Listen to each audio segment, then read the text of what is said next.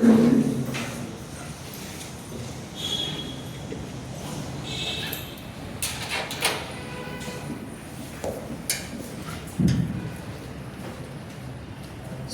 ವಂದನೆಗಳು, ಸಂಜೆಯ ಶುಭಕಾಮನೆಗಳು, ವಿವೇಕಾನಂದ ಜಯಂತಿಯ ಶುಭಾಶಯಗಳು. ಅಂತ ಧೀರೋದ್ಧಾತ ಸನ್ಯಾಸಿ ಅಂತ ಕರಿಬೇಕಾ, ತತ್ವಜ್ಞಾನಿ ಅಂತ ಕರಿಬೇಕಾ, ಯುವಕರ ಆಶಾಕಿರಣ ಅಂತ ಕರಿಬೇಕಾ, ರಾಷ್ಟ್ರದ ಹೆಮ್ಮೆಯ ಪುತ್ರ ಅಂತ ಕರಿಬೇಕಾ?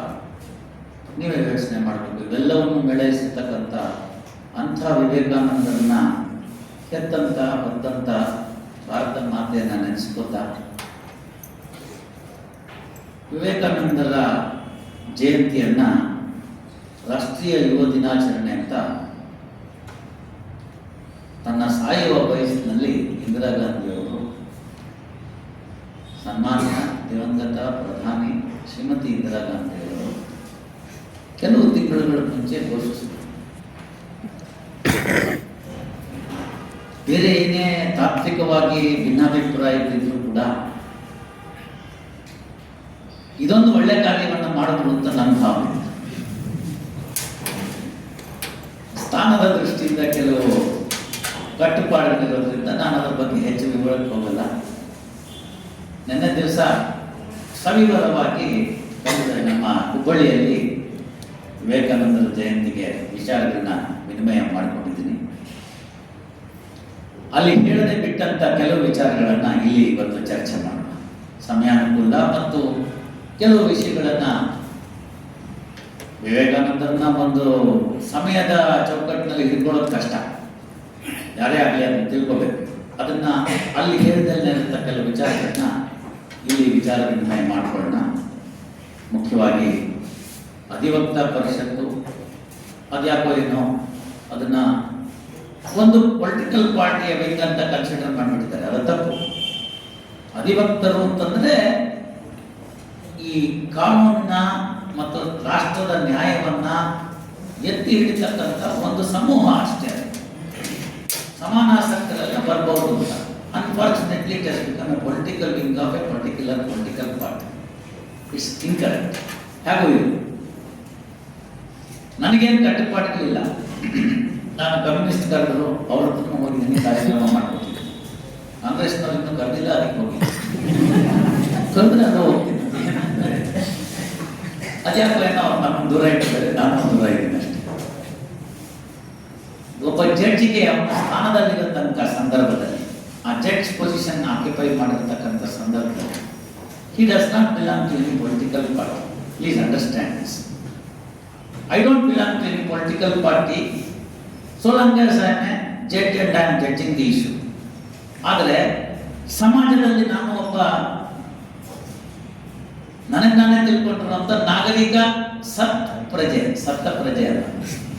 ಹಾಗಾಗಿ ನನಗೂ ಒಂದು ಐಡಿಯಾಲಜಿ ಇದೆ, ನನಗೂ ಸಮಾಜ ಉದ್ಧಾರ ಆಗಬೇಕು ಅಂತಿದೆ, ರಾಷ್ಟ್ರ ಉದ್ಧಾರ ಆಗಬೇಕು ಅಂತಿದೆ, ನಮ್ಮ ದೇಶದಲ್ಲಿ ಶಾಂತಿ ಸುವ್ಯವಸ್ಥೆ ನೆಲೆಸಬೇಕು ಅನ್ನೋ ಆಸೆ ಆಕಾಂಕ್ಷೆ ಇದೆ. ಹೀಗೆ ಅಧಿವಕ್ತ ಪರಿಷತ್ತನ್ನ ಮೂಲತಃ ಹುಟ್ಟಾಕಿದಾಗ ರಾಮಜೋಯಿಸ್ ಅವರು ಈ ಪರಿಕಲ್ಪನೆ ಬಂದಾಗ ಕೆಲವು ನಿವೃತ್ತ ನ್ಯಾಯಾಧೀಶರನ್ನು ಒಳಗೊಂಡಂತೆ ಒಂದು ಕಾರ್ಯಕ್ರಮವನ್ನು ಬೆಂಗಳೂರಿನಲ್ಲಿ ಮಾಡಿದ್ರು. ಬಹುತೇಕ ನಿಮ್ಮಲ್ಲಿ ಎಷ್ಟೋ ಜನ ಅವತ್ತಿನ ದಿವಸ ಇನ್ನು ಹೈಸ್ಕೂಲ್ನಲ್ಲಿ ಓದ್ತಿದ್ರು ಅಥವಾ ಕೆಲವರು ಹುಟ್ಟೇ ಇರಲಿಲ್ಲ. ಆ ಬೆಂಗಳೂರಿನಲ್ಲಿ ಕಾರ್ಯಕ್ರಮ ಮಾಡಿದಾಗ ಫೌಂಡರ್ ಮೆಂಬರ್ಸ್ ಅಂತ, ಹಂಗ ಫೌಂಡರ್ ಮೆಂಬರ್ನಲ್ಲಿ ನಾನು ಒಬ್ಬ. ಮನಸ್ಸಿನಲ್ಲಿ ಆಯ್ತಲ್ಲ, ಯಾವನಿಗೆ ಅದನ್ನು ಕಾರ್ಯಕ್ರಮ ಮಾಡಿದ್ವಿ. ಉಪ್ಪಿಟ್ಟು ಕೇಸರಿ ಬಂತು, ಬೋಂಡ ಚೆನ್ನಾಗಿತ್ತು, ಹಟ್ಟಕ್ಕೆ ನಿಂತು ಯಾಕೋ ಟೇಕ್ ಆಫೇ ಆಗಲಿಲ್ಲ. ಆಮೇಲೆ ತುಂಬ ಜನ ಕಷ್ಟಪಟ್ಟರು, ಎಂ ಬಿ ನರಮಂದ್ರು ಕಷ್ಟಪಟ್ಟರು, ಈಗಲೂ ಬರ್ತಾ ಇದ್ದಾರೆ. ಭಾಳಷ್ಟು ಜನ ಇದ್ದಾರೆ. ಹೇಳ್ತಾ ಹೋಯ್ತು ಅಂತಂದ್ರೆ ಅದೇ ಒಂದು ಲಿಸ್ಟ್ ಆಗುತ್ತೆ. ಲಕ್ಷ್ಮೀನಾರಾಯಣ ಹೆಗಡೆ ಇದ್ದಾರೆ, ಭಾಳಷ್ಟು ಜನ ಸೀನಿಯರ್ ಪಡ್ಕೆ ಇದ್ದಾರೆ, ಎನ್ ಜಿ ಪಡ್ಕೆ, ಅವ್ರ ಮಗ ವಿಕ್ರಮ ಇದ್ದಾನೆ, ಅವರ ಅಮ್ಮ ಮೀರಾ ಇದ್ದಾರೆ, ಭಾಳಷ್ಟು ಜನ ಇದ್ದಾರೆ. ಅಧಿವಕ್ತ ಪರಿಷತ್ತನ್ನ ನಾವು ರಾಜ್ಯದಲ್ಲೆಲ್ಲ ಪರಿಚಯಿಸುವಂಥ ಸಂದರ್ಭದಲ್ಲಿ ಕೆಲವರು ಟೂರ್ ಮಾಡಿದ್ರು. ನಾನು ಕರೆದಿದ್ರು, ನನಗೆ ಕೇಸು ಪಾಸು ಜಾಸ್ತಿ ಇತ್ತು, ನಾನು ಹೋಗೋಕ್ಕಾಗಿರಲಿಲ್ಲ ಅಂತೂ ಒಂದು ಪಡೆ ಕಟ್ಟಿದ್ರು. ಹಾಗೆ ಅಧಿವಕ್ತ ಪರಿಷತ್ತನ್ನ ಇವತ್ತಿನ ದಿನದಲ್ಲಿ ಒಂದು ದೊಡ್ಡ ಒಂದು ಶಕ್ತಿಯಾಗಿ ಬೆಳೆದಿದೆ. ನಿಮಗೆ ಗೊತ್ತಿಲ್ಲ ಅದರ ಶಕ್ತಿ ಎಷ್ಟು ಅಂತ. ನಿಮ್ಮಲ್ಲಿರ್ತಕ್ಕಂಥ ಶಕ್ತಿ ಎಷ್ಟು ಅಂತ ನಿಮ್ಗೆ ಗೊತ್ತಾಗ್ಬೇಕಾದ್ರೆ ಸಂಘಟನೆ ರೂಪದಲ್ಲಿ ಬರಬೇಕು. ಆ ಸಂಘಟನೆ ರೂಪದಲ್ಲಿ ಬಂದಾಗ ಅದಕ್ಕೆಲ್ಲ ಬರ್ತಾರೆ. ತುಂಬ ಜನ ಅಂದರು ABVP ಎಕ್ಸ್ಟೆನ್ಷನ್ ಅಧಿವೃತ ಪರಿಷತ್ತು ಯಾಕಾಗಬಾರ್ದು ಅಂದೆ. ಯಾಕಾಗಬಾರ್ದು ಅಂದೆ. ನಾವು ಮುಖ್ಯವಾಗಿ ವಕೀಲರು ಒಂದು ಸಮೂಹ, ಗಂಡಸರಿದ್ದಾರೆ, ಹೆಣ್ಮಕ್ಳಿದ್ದಾರೆ, ಜಾತಿಗಳನ್ನ ಕೇಳಲಿಲ್ಲ, ಪ್ರಾಂತ್ಯವಾರ ಕೇಳಲಿಲ್ಲ. ನೀವು ಇವತ್ತು ಗುಜರಾತ್ ಹೋಗೋ, ಜಮ್ಮು ಕಾಶ್ಮೀರಕ್ಕೆ ಹೋಗೋ, ದೆಹಲಿಗೆ ಹೋಗೋ, ಪಶ್ಚಿಮ ಬಂಗಾಳಕ್ಕೆ ಹೋಗೋ, ಆಂಧ್ರ ಪ್ರದೇಶಕ್ಕೋ, ಕೇರಳಕ್ಕೋ, ಮತ್ತೊಂದು ಕಡೆ ಹೋಗಿ ಒಬ್ಬರು ವಕೀಲರ ಹತ್ರ ಮಾತಾಡುವಾಗ ಮೆಂಬರ್ ಆಫ್ ಅಧಿವಕ್ತ ಪರಿಷತ್ತಲ್ಲಿ ನಿಮ್ಮನ್ನು ನೋಡೋ ಥರನೇ ಬದಲಾವಣೆ ಆಗುತ್ತೆ. ಆ ಶಕ್ತಿ ನಿಮ್ಮಲ್ಲಿ ಗೊತ್ತಿಲ್ಲ. ಆ ಒಂದು ಅಧಿವಕ್ತ ಪರಿಷತ್ತಿನ ಈ ಭಾಗದಲ್ಲಿ ಒಂದು ಅಧ್ಯಕ್ಷ ಸ್ಥಾನವನ್ನು ವಹಿಸಿರ್ತಕ್ಕಂಥ ನಮ್ಮ MB ಹಿರೇಮಠದ ಯುವಕರು, ಕಾಲೇಜಿನ ಪ್ರಾಂಶುಪಾಲರು, ಪ್ರತಿ ವರ್ಷ ನಾನು ಹೇಳ್ಬಿಟ್ಟಿದ್ದೀನಿ, ನಾನು ಬೆಂಗಳೂರಿನಲ್ಲಿಂದ ನಾನು ಬರುವಾಗಲೇ ಹೇಳ್ಬಿಟ್ಟಿದ್ದೀನಿ ನಾನು ಹೇಳ್ತೀನಿ, ಎವ್ರಿ ಡೇ ಒಂದು ಪ್ರೋಗ್ರಾಮ್ ಡಿಸ್ಟರ್ಬಿಂಗ್ ಬಿಟ್ವೀನ್ 6 and 8. ಹಾಗೆ ಎಲ್ಲ ನಿರ್ತಕ್ಕಂಥ ಸಂದರ್ಭ ಕರೆದ್ರು 11ನೇ ತಾರೀಕು ಪ್ರಾಂಶುಪಾಲರು ಈ ಕಾಲೇಜಿಗೆ, KPS ಕಾಲೇಜಿಗೆ. I still remember Dharwad law academy ಅಂತ first ever program after I was transfer to Dharwad from Haveri. ಈ ಸ್ಟಾರ್ಟೆಡ್ ಫ್ರಮ್ ದಿಸ್ ಪರ್ಟಿಕ್ಯುಲರ್ ವೇದಿಕೆ. ಹಾಗಾಗಿ ನನಗೆ ಈ ವೇದಿಕೆ ಮೇಲೆ ವಿಶೇಷವಾದ ಅಭಿಮಾನ. ನಾವು ಈ ಮಟ್ಟರು ಪಾಪ ಎಲ್ಲ ಭಾಳ ಕಷ್ಟಪಟ್ಟು ಒಂದು ಹಂತಕ್ಕೆ ತಂದಿದ್ದು. ಆವಾಗ 3rd Friday ಅಂತ ಕಾಣುತ್ತೆ, if I am not mistaken, 3rd Friday Dharwad law academy ಅಂತ ಒಂದು ಲೆಕ್ಚರ್ ಸೀರೀಸ್ ಇರ್ತಿದ್ರು. ಹಾಗೆ ನಮ್ಮ ಕರೆಸಿದ್ರು, ಒಳ್ಳೊಳ್ಳೆ ಜನ ಬಂದ್ದಾರೆ. ಜಸ್ಟಿಸ್ ಬಿಳಪ್ಪನವ್ರು ಇಲ್ಲಿ ಲೆಕ್ಚರ್ ಕೊಟ್ಟಿದ್ದಾರೆ, ಪ್ರೊಫೆಸರ್ ನಂದಿ ಭಟ್ ಅವ್ರು ಲೆಕ್ಚರ್ ಕೊಟ್ಟಿದ್ದಾರೆ. ಎಲ್ಲ ಭಾಳ ಚೆನ್ನಾಗಿದೆ ಅಂತದ್ದು. ಈಗಲೂ ನೀವೆಲ್ಲ ಇಂಟ್ರೆಸ್ಟ್ ತಗೊಂಡು ಮಾಡಬೇಕು. ಹಾಗೆ ಅಧಿವಕ್ತ ಪರಿಷತ್ ಮುಖಾಂತರ ಪ್ರಾಂಶುಪಾಲರನ್ನು ಕೇಳಿದಾಗ ಅದಕ್ಕೊಂದು ವೇದಿಕೆ ಒದಗಿಸ್ಕೊಟ್ಟಿದ್ದಾರೆ. ಪ್ರಾಂಶುಪಾಲರು ನಮಗೆಲ್ಲ ಗುರು ಸಮಾನ. ಒಂದು ಅಕ್ಷರ ಕಲಿಸಿದ ಆತನ ಗುರು ಅಂತ DVG ಅವರು ಹೇಳ್ತಾರೆ. ಅಂತ ಹೇಳ್ಕೊಟ್ಟಿದ್ರೆ ಅವ್ರು ಗುರು ಅಂತ. ಹಾಗಾಗಿ ಪ್ರಾಂಶುಪಾಲರಾಗಿ ಗುರುಸ್ಥಾನವನ್ನು ಅಲಂಕರಿಸಿದ್ದಾರೆ. ಲಕ್ಷಟ್ಟಿ ಹೇಳೋದೇ ಬೇಡ, ಭಾಳ ಕಷ್ಟಪಟ್ಟಿದ್ದಾರೆ. ನೀವು ಇವತ್ತೆಲ್ಲ ಅಧಿವಕ್ತ ಪರಿಷತ್ತಿ ಕೆಲಸ ಮಾಡ್ತಿದ್ರೆ ಏನಾದ್ರು ಅದೇನು ಅಲ್ಲ, ಲಕ್ಷಟ್ಟಿ ಕಷ್ಟಪಟ್ಟಿರೋದಿಲ್ಲ. I know it. ಹೆಣ್ಮಕ್ಳ ಒಂದು ಪ್ರತಿನಿಧಿಯಾಗಿ ಚೈತ್ರ ಇದ್ದಾರೆ. ಅವರು ಕೂಡ ನಾನು ಭಾಳ ಹತ್ತಿರದಿಂದ ಡಿಸ್ಟಿಕ್ ಕೋರ್ಟಿಂದ ನೋಡಿದವನು. ನಿರೂಪಕರಿದ್ದಾರೆ, ಹೊಸ ಹುಡುಗರು ಒಂದು 2-3 ಜನ ಪರಿಚಯ ಮಾಡ್ಕೊಂಡೆ. ಕೇಳ್ಕೊತಾ ಕಾಳೆ ಇದ್ದಾರೆ, ಮತ್ತೊಬ್ಬರಿದ್ದಾರೆ, ಎಲ್ಲ ಕೇಳ್ಕೊಂಡಿದ್ದೀನಿ ನಾನು. ಹಳಬರೆಲ್ಲ ನಂಗೆ ಗೊತ್ತೇ ಇದೆ. ಇಂಥದ್ರಿಂದ ಒಂದು ವಿವೇಕಾನಂದ ಜಯಂತಿ ಮಾಡಬೇಕು ಸರ್ 13ನೇ ತಾರೀಕು. ನಾನಂದೆ ವಿವೇಕಾನಂದ ಜಯಂತಿ ಕಾರ್ಯಕ್ರಮಕ್ಕೆ ನಾನು ಬರಲ್ಲ, ನನಗೆ ಆಗೋದೇ ಇಲ್ಲಪ್ಪ. ಆದರೆ ಇವತ್ತು 8:15 ಗಂಟೆಗೆ ನಾನು 8:15 ನಾನು ಅಲ್ಲಿ ಇರಲೇಬೇಕು. ಏನೋ ಕಾರ್ಯಕ್ರಮ ಇದೆ, ಬೇರೆ ಜಡ್ಜಸ್ನ ಕಾಯಿಸೋಕ್ಕಾಗಲ್ಲ, ಅಷ್ಟರೊಳಗಡೆ ಮುಗಿಸ್ಬಿಟ್ಟಿದ್ದೆ. ಹಾಗಾಗಿ ಈಗ 6:15, ನಾನು 7:15 ತನಕ ನನ್ನ ಟೈಮ್ ಇದೆ. ಸೊ 7:40ಕ್ಕೆ ನಿಲ್ಲಿಸ್ಬಿಡ್ತೀನಿ. ನಿಮ್ಮ ಪೇಷನ್ಸ್ ಎಷ್ಟೋ ಅಷ್ಟಕ್ಕೆ ಬಿಟ್ಟರೆ ನಾನು 9 ತನಕ ಹೇಳ್ಬೋದು, 10 ತನಕ ಹೇಳ್ಬೋದು. ಅಷ್ಟು ವಿಚಾರಗಳಿದೆ. ಯಾಕೆ ನಮಗೆ ವಿವೇಕಾನಂದರು ರಾಷ್ಟ್ರೀಯ ಯುವ ದಿನಾಚರಣೆ ಅಂತ ನಾನು ಒಂಚೂರು ಪ್ರಸ್ತಾಪ ತಿಳಿಸ್ಕೊಡ್ತೀನಿ. ನರೇಂದ್ರನಾಥ ದತ್ತ ಅಂತ ಒಂದು ವ್ಯಕ್ತಿ ಪಶ್ಚಿಮ ಬಂಗಾಳ ಆ ಭಾಗದಲ್ಲಿ ಜನನ ತಾಳಿದಾಗ ಇಷ್ಟು ದೊಡ್ಡ ಮೇರು ವ್ಯಕ್ತಿತ್ವ ಆಗ್ತಾರೆ ಅವರು ಅಂತ ಯಾರು ಊಹಿಸಿದ್ರು. ನರೇಂದ್ರ ಅಂತ ಕರೆಸ್ಕೊಳ್ಳೋದು, ಅಥವಾ ಅವರ ಪೂರ್ತಿ ಹೆಸರು ನರೇಂದ್ರನಾಥ ದತ್ತ ಅಂತ. ಇದು ನಿಮಗೆ ಕೆಲವು ಕಡೆ ಕಾಣ್ಲಿಕ್ಕೆ ಸಿಕ್ಕೋದಿಲ್ಲ. ನರೇಂದ್ರ ಅಂತ ಎಲ್ಲರೂ ಕಾಣಿಸುತ್ತೆ. ನರೇಂದ್ರ ಓಕೆ. ಹಾಗಾದ್ರೆ ನರೇಂದ್ರ ವಿವೇಕಾನಂದರು ಆಗಿದ್ದು ಹೇಗೆ? ಇಲ್ಲಿ ನಿಮಗೆ ಗೊತ್ತಾಗಬೇಕು ಒಬ್ಬ ವ್ಯಕ್ತಿಯ ಮಹತ್ವ ಎಷ್ಟು. ನಾವೆಲ್ಲ ಭಗವಂತನ ಮಕ್ಕಳು, ದೇವರ ಮಕ್ಕಳು. ಭಾರತಾಂಬೆನಲ್ಲಿ ಬಂದಿರತಕ್ಕಂಥ ಪ್ರತಿಯೊಬ್ಬರು ಕೂಡ ಬಹಳ ದೊಡ್ಡ ದೊಡ್ಡ ಆತ್ಮಗಳು. ಈ ದೇಶದಲ್ಲಿ ಜನ್ಮ ತಾಳೋದೇ ಒಂದು ಪುಣ್ಯ. ಭರತ ಭೂಮಿ ನನ್ನ ತಾಯಿ ನನ್ನ ಪರವ ತೊಟ್ಟಿಲು ಅಂತ ಕುವೆಂಪುನವರು ಹೇಳಿದಂಥದ್ದು. ಸಾಧಾರಣವಾಗಿ ಅವ್ರಿಗೆ ಈ ಸನ್ಯಾಸಿಗಳ ಬಗ್ಗೆ, ಧರ್ಮದ ಬಗ್ಗೆ ಎಲ್ಲ ಒಳ್ಳೆ ಅಭಿಪ್ರಾಯ ಇರಲಿಲ್ಲ ಕುವೆಂಪು ಅವರು. ಯಾಕಿರಲಿಲ್ಲ ಅನ್ನೋದನ್ನ ಅವರ ಸ್ನೇಹಿತರಾಗಿರ್ತಕ್ಕಂಥ ಪ್ರಭುಶಂಕರ್ ಒಂದು ಕಡೆ ಹೇಳ್ತಾರೆ. ಮೈಸೂರಿನಲ್ಲಿದ್ದರು ಪ್ರಭುಶಂಕರ್ ಅಂತ, ಪ್ರೊಫೆಸರ್ ಪ್ರಭುಶಂಕರ್. ಬಹಳಷ್ಟು ಜನಕ್ಕೆ ಇವೆಲ್ಲ ಗೊತ್ತಿರಲ್ಲ. ಇವೆಲ್ಲ unwritten portions of the particular persons ಅಂತ ಅವ್ರು ಹೇಳ್ತಾರೆ. ಕುವೆಂಪು ಅವರು ಭಾರತದ ಧರ್ಮದಲ್ಲಿ ವಿಶ್ವಮಾನವ ಅಥವಾ ವಿಶ್ವ ಭಾತೃತ್ವ ಅಂತೆಲ್ಲ ನೀವು ಅದಮ್ಯವಾಗಿರ್ತಕ್ಕಂಥ ವಿಚಾರಗಳನ್ನು ಹೇಳ್ತೀರಿ, ಆದರೆ ಅದು ಆಚರಣೆಯಲ್ಲಿಲ್ವಲ್ಲ, ಹಾಗಾಗಿ ನಾನು ಸನ್ಯಾಸಿಗಳನ್ನ ನಂಬೋದು ಹೇಗೆ ಅಂತ ಕೇಳ್ತಾರೆ ಕುವೆಂಪು. ಶಂಕರಾಚಾರ್ಯರನ್ನ ಒಂದು ರೀತಿನಲ್ಲಿ ಹೋಗ್ತಾರೆ. ಕುವೆಂಪುನವರನ್ನು ಕೂಡ ಮುಂದೆ ತಮ್ಮ ಕಾಲ ಮಾಗುವಂಥ ಸಂದರ್ಭದಲ್ಲಿ ವಿವೇಕಾನಂದರನ್ನ ಅವರು ಅಭ್ಯಾಸ ಮಾಡ್ತಾರೆ. ಅಭ್ಯಾಸ ಮಾಡಿದಂಥ ಸಂದರ್ಭದಲ್ಲಿ ಆಗ ಅವ್ರಿಗೆ ಅನಿಸುತ್ತೆ, ನನ್ನ ಅಭಿಪ್ರಾಯ ತಪ್ಪಿರಬೇಕೇನೋ ಅಂಥೇಳಿ ವಿವೇಕಾನಂದನ ಒಂದು ಜನ್ಮ ಚರಿತ್ರೆಯನ್ನ ಕುವೆಂಪುನವರು ಬರೀತಾರೆ. ಬಹಳಷ್ಟು ಜನಕ್ಕೆ ಈ ಪುಸ್ತಕ ಇದೆ ಅನ್ನೋದೇ ಗೊತ್ತಿಲ್ಲ. ಯಾಕೆ ಒಬ್ರು ಕುವೆಂಪು ಅಂತ ವ್ಯಕ್ತಿ ಅದನ್ನು ಬರೀಬೇಕಾಗಿ ಬಂತು ಅನ್ನೋದನ್ನ ನೀವು ಯೋಚನೆ ಮಾಡಿದ್ರೆ ಅವಾಗ ಅನಿಸುತ್ತೆ ನಿಮಗೆ ವ್ಯಕ್ತಿತ್ವದ ಆ ಪ್ರಭೆ ಎಷ್ಟಿತ್ತು ಅನ್ನೋದನ್ನ ಯಾರೊಬ್ರು ಕೂಡ ನಿರ್ಮಲ ಮನಸ್ಸಿನಿಂದ ಅಭ್ಯಾಸ ಮಾಡಿದ್ರೆ ಅದು ಅವ್ರಿಗೆ ತಾಕತ್ತೆ ಅನ್ನೋದು. ರಾಮಕೃಷ್ಣ ಪರಮಹಂಸರು ಮತ್ತು ತಾಯಿ ಶಾರದೆ ಅವರ ಸಂಪರ್ಕಕ್ಕೆ ಬರ್ತಾರೆ, ಯುವಕರನ್ನಾಗಿದ್ದಾರೆ. ಆಗ ರಾಮಕೃಷ್ಣ ಮಠದ ಒಂದು ಪ್ರವೇಶ ಆಗುತ್ತೆ. ಆನಂತರ ಅದ್ವೈತವನ್ನ ಓದ್ತಾರೆ. ಬನ್ನಿ ಬನ್ನಿ ಬನ್ನಿ, ಆಯ್ತಾ? ಹೊಸಗಟ್ಟೆ ಮುಗಿಸಲ್ಲ, ಅದೊಂಚೂರು ಹೂ ಹಾಕಿಬಿಟ್ಟು ಬಂದ್ಬಿಡಿ. ನಿಮ್ಗೆ ಇರಿಸಿದ್ದೀನಿ.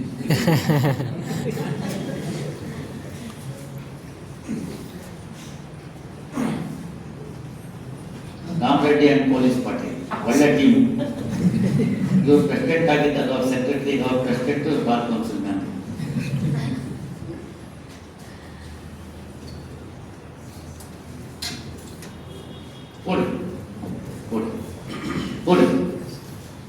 ಹಂಗೆ ರಾಮಕೃಷ್ಣ ಮಠದ ಸಂಪರ್ಕಕ್ಕೆ ಬಂದಾಗ ಅದ್ವೈತ, ತಮಗೆಲ್ಲ ತಿಳಿದಿರೋ ಹಾಗೆ ಭಾರತದಲ್ಲಿ ಧರ್ಮ ಹಲವು ರೀತಿಯಿಂದ ಆ ಮೇರು ಶಿಖರ ಹಿಮಾಲಯವನ್ನ ಏರೋದಕ್ಕೆ ಹಲವಾರು ದಾರಿಗಳಿದೆ. ಅದರಲ್ಲಿ ಹಲವಾರು ದಾರಿಗಳು ಯಾವ್ಯಾವುದು ಅಂತ ನೋಡಿದಾಗ ಧರ್ಮ ಅನ್ನೋ ಒಂದು ಮೇರು ಶಿಖರವನ್ನು ಏರೋದಕ್ಕೆ ಭಾರತದಲ್ಲಿ ಪ್ರಮುಖವಾಗಿ 3 ಧರ್ಮಗಳಾದವು. ಅದ್ವೈತ ಫಿಲಾಸಫಿ ಅಂತ, ದ್ವೈತ ಫಿಲಾಸಫಿ ಅಂತ, ವಿಶಿಷ್ಟಾದ್ವೈತ ಫಿಲಾಸಫಿ ಅಂತ. ಅದ್ವೈತವನ್ನ ಪ್ರತಿಪಾದಿಸಿದಂಥವರು ಶ್ರೀ ಶ್ರೀ ಶಂಕರಾಚಾರ್ಯರು 8ನೇ ವರ್ಷಕ್ಕೆ ಸನ್ಯಾಸತ್ವವನ್ನು ತೆಗೆದುಕೊಂಡು ದೂರದ ಕೇರಳದ ಕಾಲಡಿ ಎನ್ನುವ ಸ್ಥಳದಲ್ಲಿ ಜನ್ಮವನ್ನು ತಾಳಿ ಕಡಿಮೆ ಜೀವಮಾನದ ಅವಧಿಯಲ್ಲಿ ಭಾರತದಾದ್ಯಂತ ಸಂಚರಿಸಿ ದೂರದ ಕಾಶ್ಮೀರದವರೆಗೆ ಕಾಲ್ನಡಿಗೆಯಲ್ಲಿ ಹೋಗಿ 4 ಆಮ್ನಾಯ ಪೀಠಗಳನ್ನು ಭಾರತದ 4 ದಿಕ್ಕುಗಳಲ್ಲಿ ಪ್ರತಿಷ್ಠಾಪಿಸಿದಂತಹ ಒಬ್ಬ ವ್ಯಕ್ತಿ ಮತ್ತು ಸರಿದು ಹೋಗಿದ್ದ ಧರ್ಮವನ್ನು ಪುನಃ ಪುನರ್ ಸ್ಥಾಪಿಸಿದಂಥ ಕೀರ್ತಿ ಶಂಕರಾಚಾರ್ಯ ಸಲ್ಲದು. ಅವರು ಅದ್ವೈತವನ್ನು ಪ್ರತಿಪಾದನೆ ಮಾಡ್ತಾರೆ. ಅವರ ಒಂದು ಆ ತತ್ವಗಳಿಗೆ ಮಾರು ಹೋದಂತಹ ಪಶ್ಚಿಮ ಬಂಗಾಳದಲ್ಲಿ ರಾಮಕೃಷ್ಣ ಪರಮಹಂಸರು ಮತ್ತು ಶಾರದಾ ದೇವಿಯವರು ಗೃಹಸ್ಥರಾಗಿ ಮೋಕ್ಷವನ್ನ ಪಡೆಯಬಹುದು ಅನ್ನೋದನ್ನು ತೋರಿಸಿದಂಥ ಮಹಾಮಹಿಮರಾಗ್ತಾರೆ. ಹಾಗೆ ರಾಮಕೃಷ್ಣ ಮಠ ಬೇಲೂರು ಅಂತ ಹೇಳಿ ಅಲ್ಲಿ ಪ್ರಾರಂಭ ಆಗ್ತಕ್ಕಂಥದ್ದು. ಅಲ್ಲಿಗೆ ವಿವೇಕಾನಂದರ ಸಂಪರ್ಕ ಆಗುತ್ತೆ. ಕಡಿಮೆ ಅವಧಿಯಲ್ಲಿ ನಮ್ಮ ಹಿಂದೂ ಧರ್ಮದ ಮೂಲ ಆಧಾರಗಳಾದ ವೇದಗಳನ್ನು, ಉಪನಿಷತ್ತುಗಳನ್ನು, ಇವುಗಳನ್ನೆಲ್ಲವನ್ನು ಅರಿದು ಕೊಡಿಸುತ್ತಾರೆ ರಾಮಕೃಷ್ಣ ಪರಮಹಂಸರು ವಿವೇಕಾನಂದರಿಗೆ. ಆಗ ವಿವೇಕಾನಂದರ ಸ್ವಾಧ್ಯಾಯ ಮುಗಿಯುತ್ತೆ. ಸ್ವಾಧ್ಯಾಯ ಮುಗಿದ ಮೇಲೆ ಅದನ್ನೆಲ್ಲ ಚರ್ಚೆ ಮಾಡ್ತಾರೆ. ಚರ್ಚೆ ಮಾಡಿದಾಗ ಅವ್ರಿಗೆ ಗೊತ್ತಾಗುತ್ತೆ, ಅಲ್ಲಿ ನಾವು ಹೇಳಿದ್ದೊಂದು, ಇಲ್ಲಿ ಆಗ್ತಿರೋದೊಂದು. ಹೇಳಿ ಕೇಳಿ ಆ ಸಂದರ್ಭ ನಮ್ಮ ರಾಷ್ಟ್ರ ಬ್ರಿಟಿಷರಿಗೆ ಒಳಪಟ್ಟಿರುತ್ತೆ ಆಡಳಿತಕ್ಕೆ. ಅವ್ರು ಮಾಡಿದಂಥ ಕುಕೃತ್ಯಗಳು ನಮ್ಮ ಗಮನಕ್ಕೆ ಬರುತ್ತೆ. ಭಾರತದಲ್ಲಿರ್ತಕ್ಕಂಥ ಜನರು ಗುಲಾಮರಾಗಿ ಮುಂದುವರಿಬೇಕು ಅನ್ನೋದಾಯಿತು ಅಂತಂದರೆ ನಾನು ಹೇಗೆ ಕಾರ್ಯ ಸಾಧನೆ ಮಾಡಬೇಕು ಅನ್ನೋದು ಬ್ರಿಟಿಷರ ತಲೆಯಲ್ಲಿರುತ್ತೆ. ಆಗ ಜಾತಿ ವ್ಯವಸ್ಥೆಯನ್ನು ಮೇಲ್ಮಟ್ಟಕ್ಕೆ ತರ್ತಾರೆ. ಜನಗಳ ಮಧ್ಯೆ ಜಾತಿ ವಿಚಾರವಾಗಿ ವಿಷಬೀಜವನ್ನು ಬಿತ್ತುತ್ತಾರೆ. ಸಮಾಜವನ್ನು ಒಡಿಲಿಕ್ಕೆ ನೋಡ್ತಾರೆ. ಬ್ರಿಟಿಷರು ಬರುವ ಪೂರ್ವದಲ್ಲಿ ಮುಸಲ್ಮಾನರ ಆಳ್ವಿಕೆಗೆ ಒಳಪಟ್ಟು ಮುಸಲ್ಮಾನರಲ್ಲಿ ಬಂದು ಈ ದೇಶದಲ್ಲಿ ಇದ್ದಂಥ ಸಂದರ್ಭದಲ್ಲಿ ನಾವು ಅವರು ಹೊಂದಾಣಿಕೆ ಮಾಡಿಕೊಂಡಿದ್ದ ಸಂದರ್ಭವನ್ನು ಉಪಯೋಗಿಸಿಕೊಂಡು ಧರ್ಮಗಳ ಮಧ್ಯೆ ಅವರು ಒಡಗುಂಟು ಮಾಡ್ತಾರೆ. ಮುಸಲ್ಮಾನರನ್ನ ಹಿಂದೂಗಳ ಮೇಲೆ ಎತ್ಕಟ್ಟಿ, ಹಿಂದೂಗಳನ್ನ ಮುಸಲ್ಮಾನರ ಮೇಲೆ ಎತ್ಕಟ್ಟಿ ಮಾಡಿದಂಥದ್ದು ನೋಡಿದಿರಿ. ಎಲ್ರಿಗೂ ಕೂಡ ನಿಮ್ಮ ಸಿಪಾಯಿ ಬಗ್ಗೆ ಗಮನಕ್ಕೆ ಬರಬೇಕು. ಎಂತೆಂಥ ಕುಕೃತ್ಯಗಳನ್ನ ಬ್ರಿಟಿಷರು ಮಾಡೋದು ಇದೆಲ್ಲನೂ ಗಮನಕ್ಕೆ ಇಟ್ಕೋಬೇಕು. ಹಾಗೆ ನಮ್ಮಿಂದ ನಮ್ಮವ್ರ ಮೇಲಲ್ಲೇ ಹೊಡೆಸಿ ಖುಷಿ ಪಟ್ಟರು. ಇದ್ದಿದ್ದು 3,000 ಜನ ಅಷ್ಟೇ ಬ್ರಿಟಿಷರ್ಸ್ ಭಾರತದಲ್ಲಿ. ನಾವೆಲ್ಲ ಹ್ಞೂ ಅಂತ ಒಂದ್ಸತಿ ಉಸಿರು ಬಿಟ್ಬಿಟ್ಟಿದ್ರೆ ಅವರೆಲ್ಲ ನಿರ್ನಾಮ ಆಗಿಬಿಡೋರು. ನಾವು ಬಿಡಲಿಲ್ಲ, ಯಾಕೆಂದ್ರೆ ನಮ್ಮ ಉಸಿರು ಬಿಡಕ್ಕೆ ಬಿಡಲಿಲ್ಲ. ನಾವು ಯುನೈಟೆಡ್ ಆಗಕ್ಕೆ ಬಿಡಲೇ ಇಲ್ಲ. ಇದು ನಮ್ಮ ದೇಶದ ಕರ್ಮ. ಇದನ್ನು ಅಭ್ಯಾಸ ಮಾಡ್ತಾರೆ ಯಾರು? ವಿವೇಕಾನಂದ. ಸಮಾಜ ಎಲ್ಲೋ ಹೋಗ್ಬಿಟ್ಟಿದೆ ಅಂತ ಆಗುತ್ತೆ. ಬಡತನ, ಮೇಲು ಕೀಳು ಭಾವನೆ, ಊಟಕ್ಕಿಲ್ಲ, ಏನಾದ್ರು ಬಂದ್ರೆ ತಾನೆ ಬದುಕಿದ್ರೆ ತಾನೆ ಅನ್ನೋ ಸ್ಥಿತಿನಲ್ಲಿದೆ. ನಾಯಕತ್ವದ ಕೊರತೆ, ಧರ್ಮದ ಆಧಾರದಲ್ಲಿ ಸಮಾಜವನ್ನು ಒಡೆದು ಹಾಕಿಬಿಟ್ಟಿದ್ದಾರೆ. ಮನುಷ್ಯರ ಮಧ್ಯೆ ಭೇದ ತಂದುಬಿಟ್ಟಿದ್ದಾರೆ. ವಿಶ್ವ ಭ್ರಾತೃತ್ವ ಅನ್ನೋಂಥ ಒಂದು ಉತ್ತಮವಾಗಿರ್ತಕ್ಕಂಥ ವಿಚಾರಧಾರೆಯನ್ನ ಉಪನಿಷತ್ತುಗಳಲ್ಲಿ ಸಾರಿದೆ, ವೇದಗಳಲ್ಲಿ ಸಾರಿದೆ. ಇಡೀ ಪ್ರಪಂಚ ಭಗವಂತನ ದಯೆ ಅಂತ ಹೇಳಿದೆ. ಅಂಥ ವಿಚಾರಗಳನ್ನೆಲ್ಲವನ್ನು ಅಪಭ್ರಂಶ ಮಾಡಿಬಿಟ್ಟಿದ್ದಾರೆ. ಕೆಲವು ವರ್ಗದವರು ತಾವು ಚೆನ್ನಾಗಿರೋದಕ್ಕೋಸ್ಕರ ಅಂತ ಹೇಳಿ ಅದನ್ನ ಪೋಷಿಸ್ತಾ ಬಂದ್ಬಿಡ್ತಾರೆ. ಮಧ್ಯೆ ಕೆಲವು ಸಮಾಜ ಸುಧಾರಕರು ಕಾಣ್ತಾರೆ. ರಾಜಾ ರಾಮ್ ಮೋಹನ್ ರಾಯ್ ಅವರು ಇರ್ಬೋದು, ಆ ಥರದ ವ್ಯಕ್ತಿಗಳು ಬರ್ತಾರೆ. ಆದರೆ ಅವೆಲ್ಲ ಕೂಡ ಅಲ್ಲಲ್ಲಿ ಮಿಂಚಿ ಹೋಗುವ ಮಿಂಚು ಹುಳುಗಳು ಅಂತಾಗುತ್ತೆ ಹೊರತು ಒಂದು ಪ್ರಖರವಾದ ಜ್ಞಾನ ದೀಪ ಅಂತ ಆಗೋದಕ್ಕಾಗಲ್ಲ. ಅದನ್ನು ಒಟ್ಟುಗೂಡಿಸ್ಬೇಕು ಅಂತ ಮನಸ್ಸು ಮಾಡ್ತಾರೆ. ಇದಕ್ಕೆಲ್ಲ ಯೋಚನೆಯನ್ನ ಮಾಡಿ ಕಟಿಬದ್ಧರಾಗಿ ಒಂದು ಕೋರ್ಸ್ನ ಡೆವಲಪ್ ಮಾಡಬೇಕು ಅಂತ ಯೋಚನೆ ಮಾಡ್ತಾರೆ. ಈ ಒಂದು ಅವರ ತುಡಿತ ಇದು ಇಲ್ಲಿಂದ ಸಾಧ್ಯವಿಲ್ಲ. ಈ ದೇಶದಿಂದ ನಮಗೆ ಹೊರಗಿನವರ ಸಹಾಯ ಬೇಕು ಅಂತ ಅಂತ ಸಂದರ್ಭವನ್ನು ಯೋಚನೆ ಮಾಡ್ತಿರ್ತಕ್ಕಂಥ ಸಂದರ್ಭದಲ್ಲಿ ತಮಗೆಲ್ಲ ತಿಳಿದಿರಲಿ, ವಿಶ್ವ ಧಾರ್ಮಿಕ ಪರಿಷತ್ತಿನ ಒಂದು ಕಾರ್ಯಕ್ರಮಕ್ಕೆ ಇವರು ಅಮೆರಿಕಕ್ಕೆ ಹೋಗ್ತಾರೆ. ಹಡಗಿನಲ್ಲಿ ಹೋಗಬೇಕು. ಭಾಳ ಜನ ಹಡಗಿನಲ್ಲಿ ಪ್ರಯಾಣ ಮಾಡ್ತಾರೆ. ಯಾರೋ ಒಬ್ಬರು ಒಂದು ಸ್ನೇಹಿತರು ಇಂಥ ಕಡೆ ಬನ್ನಿ ನನ್ನನ್ನು ಕಾಂಟ್ಯಾಕ್ಟ್ ಮಾಡಿ ಅಂತ ಹೇಳಿ ಕೊಟ್ಟಿರ್ತಾರೆ. ಆ ಚೀಟಿಯನ್ನು ದುರದೃಷ್ಟವಶಾತ್ ಕಳ್ಕೊಂಡ್ಬಿಡ್ತಾರೆ. ವಿವೇಕಾನಂದ ಗೊತ್ತಿಲ್ಲದ ಊರು, ಯಾರು ನೆಲೆ ಕೊಡೋರಿಲ್ಲ. ಇಲ್ಲಂಗೆ ಪಕ್ಕಕ್ಕೆ ಒಂದು ಮನೆ ಇದೆಯಾ? ಇಲ್ಲ. ಈಗಲೂ ಕೂಡ ಅಮೆರಿಕದಲ್ಲಿ ಒಂದು ಮನೆಯಿಂದ ಇನ್ನೊಂದು ಮನೆಗೆ ಬಹಳಷ್ಟು ದೂರ ಡಿಸ್ಟೆನ್ಸಸ್ ಇರುತ್ತೆ. ಹೀಗೆ ಇವರು ರಸ್ತೆಯಲ್ಲಿ ಉಪವಾಸ ಹೋಗ್ತಾ ಇರ್ತಾರೆ. ಉಪವಾಸ ಹೋಗ್ತಿರ್ತಕ್ಕಂಥ ಸಂದರ್ಭದಲ್ಲಿ ಒಬ್ಬಾಕೆ ಕಳ್ಸೋರ್ ಮಟ್ಟಂತವ್ರು ಒಂದು ಕೊಡ್ಬೇಕಾದ್ರೆ, ಅಯ್ಯೋ ಪಾಪ ಯಾರೋ ಬೀದಿನಲ್ಲಿ ಹೋಗ್ತಾ ಇದ್ದೀನಲ್ಲ ಅಂತ ಹೇಳಿ ಒಂದು ಆಶ್ರಯ ಕೊಟ್ಟು ಕರೆದು, ಯಾರು ನೀವು, why are you dressed in what is it this ಅಂತ ಕೇಳ್ತಾರೆ. He speaks to her in English. Now this lady is astonished. She gives the shelter. ಮನೆ ಕರ್ಕೊಂಡು ಬರ್ತಾಳೆ. ಎಲ್ಲ ಹೆಸರೆಲ್ಲ ನಿಮಗೆ ಗೊತ್ತಿದೆ. ಅವ್ರು ಏನು ಮಾಡ್ತಾರೆ, ಕರ್ಕೊಂಡು ಬಂದು ಅವ್ರಿಗೆ ಆಶ್ರಯ ಕೊಟ್ಟು ಊಟ ತಿಂಡಿ ಕೊಟ್ಟು ಎಲ್ಲ ಮಾಡಿ ಆಮೇಲೆ ಕೇಳ್ತಾರೆ, ಯಾಕೆ ಬರ್ತೀವಿ, ಏನಾಗಬೇಕು? ಆವಾಗ ಅವ್ರು ಹೇಳ್ತಾರೆ, ನನ್ನ ಪರ್ಪಸ್ ಇದು, ನಾನು ಇದಕ್ಕೋಸ್ಕರ ಬಂದಿದ್ದೀನಿ, ಬಟ್ ಎಲ್ಲೋ ನಡೀತಾ ಇದೆ, ನಾನು ಇಲ್ಲಿದ್ದೀನಿ, ಹೋಗ್ಲಿಕ್ಕೆ ದುಡ್ಡಿಲ್ಲ, ನನಗಲ್ಲಿ ಸಿಕ್ಕಿದಂಥ ಕಾಂಟ್ಯಾಕ್ಟ್ ಇಲ್ಲ, ದುರದೃಷ್ಟವಶಾತ್ ನಾನು ಅದನ್ನು ಕಳ್ಕೊಂಡಿದ್ದೀನಿ ಅಂತ ಆ ಹೆಣ್ಣುಮಗಳು ತನ್ನ ಮನೆಯಲ್ಲಿ ಆಶ್ರಯವನ್ನು ಕೊಟ್ಟು ವಿವೇಕಾನಂದರಿಗೆ ಒಂದು ಕಾಗದವನ್ನು ಅವ್ರಿಗೆ ಬೇಕಾದ ಮುಖಾಂತರ ಮಾಡಿಸಿ ಆಯೋಜಕರ ಸ್ಥಳಕ್ಕೆ ತಲುಪಿಸ್ತಾರೆ. ಸ್ನೇಹಿತರೆ, ಅರ್ಥ ಮಾಡ್ಕೊಳ್ಳಿ. ಇವಾಗ ಹೋಗಿ ನಮ್ಮ ಡಿಸ್ಟಿಕ್ ಕೋರ್ಟಿಗೆ ನೋಡಿ, ನಮ್ಮ ಹೈಕೋರ್ಟಿಗೆ ಬನ್ನಿ, ಇಲ್ಲ civil judge senior division junior ಡಿವಿಷನ್ಗೆ ಹೋಗಿ, ಇಲ್ಲೇ ಬೆಳೆದಿರೋದು, ಇಲ್ಲೇ ಮುಮ್ಮಿಗಟ್ಟಿ, ಇಲ್ಲೇ ಲೋಕದ ಯಾವುದು ಕೇಸ್ ಇಲ್ಲ ಬಿಡಿ, ಇಲ್ಲೇ ಅಲ್ಲೇ ಇರ್ತಕ್ಕಂಥ ಸಣ್ಣ ಪುಟ್ಟ ಊರಿನಲ್ಲಿ ಇರೋರೆಲ್ಲರೂ ಅಣ್ಣ ತಮ್ಮಂದ್ರು ಕಿತ್ತಾಡ್ತಾ ಇದ್ದಾರೆ. ಏನು 3 ಗುಂಟೆ ಜಮೀನಿಗೆ ಮರ್ಡರ್ಗಳಾಗುತ್ತೆ, ಕಲ್ಗಟ್ಟಿ. ಆಫ್ಟರ್ ಆಲ್ 9 ಗುಂಟ ಸಬ್ ಪ್ಲಾಂಟ್ ಟೆರರಿಸಮ್ ಮಾಡ್ಯಾರ. ಯಾಕೆ ಅಂದರೆ ನಮಗೆ ಆ ಅಪ್ಪಿಪ್ಪ ಅನ್ನೋದು ಗೊತ್ತೇ ಇಲ್ಲ. ಎಲ್ಲ ಜಾಸ್ತಿ ಇದೆ ನಮ್ಮಲ್ಲಿ. ಆ ಜಾಸ್ತಿನೇ ಒಂದೊಂದು ಸತಿ ನಮ್ಗೆ ಅಸಡ್ಡೆ ಮಾಡ್ತಿದೆ. ಅಮೆರಿಕದಲ್ಲಿ ಹಾಗಿರಲಿಲ್ಲ. ಸಂಪತ್ತು ಜಾಸ್ತಿ ಇದೆ, ಜನಸಂಖ್ಯೆ ಕಡಿಮೆ ಇದೆ, ಯಾರಿಗೂ ಏನು ಊಟಕ್ಕೆ ತಿಂಡಿಗೆ ಕೊರತೆ ಇಲ್ಲ. ಹಾಗಿದ್ದಂಥ ದೇಶನೂ ಇವತ್ತೇನೇನೋ ಆಗಿದೆ. ನಾವು ನೋಡ್ತಕ್ಕಂಥ ಅಮೆರಿಕ ಚಿತ್ರಣನೇ ಬೇರೆ, ಅಲ್ಲಿರ್ತಕ್ಕಂಥ ನಿಜವಾದ ಚಿತ್ರಣನೇ ಬೇರೆ. ಅದಕ್ಕೆ ಇನ್ನೊಂದು ಸರ್ತಿ ಯಾವಾಗಲೂ ಇನ್ನೊಂದು ವೇದಿಕೆಯಲ್ಲಿ ಮಾತಾಡೋಣ. At least what is showcased was then also now also. I am talking of 1893, you see, a century old. ಹಾಗಿದ್ದಂಥ ಸಂದರ್ಭದಲ್ಲಿ ಆಗ್ಲೇನೆ ಒಂದು ಹುಡುಗನೋ ಒಂದು ಹುಡುಗಿನೋ ಒಂದು 16-18 ಪ್ರಾಯ ಆದರೆ ಅವ್ರನ್ನ ಮನೆಯಲ್ಲಿ ಇಟ್ಕೊತಾ ಇರಲಿಲ್ಲ. ಸೋಕಾಲ್ಡ್ ಪ್ರೈವೇಸಿ, ಸುಡುಗಾಡು ಸುಡುಗಾಡು ಅಂತ. ಅವ್ರ ಮನೆಯಿಂದ ಹೋಗ್ಬೇಕಾಗಿತ್ತು, ಹೊರಗಡೆ ಇರಬೇಕಾಗಿತ್ತು. ಮತ್ತೆ ಯಾವತ್ತೋ ಬರೋರು, ಬಂದರು ಇಲ್ಲದಿದ್ರು ಇಲ್ಲ. ಇವತ್ತು ನಿಮ್ಮ ಮನಸ್ಸಿಗಿರ್ಬೇಕು, ಪಾಶ್ಚಿಮಾತ್ಯ ದೇಶಗಳಾಗಿರ್ತಕ್ಕಂಥ ಜರ್ಮನಿನಲ್ಲಿ ಒಂದು ಹುಡುಗ ಒಂದು ಹುಡುಗಿನ ಲವ್ ಮಾಡಿದ್ರೆ ಪಾರ್ಟಿ ಹೋಸ್ಟ್ ಮಾಡ್ತಾರೆ. ಏನು ಸರ್ ಇದು, ನಮ್ಮ ನಂಗಾರ ದಿನ ಪಾರ್ಟಿ ಇರುತ್ತೆ.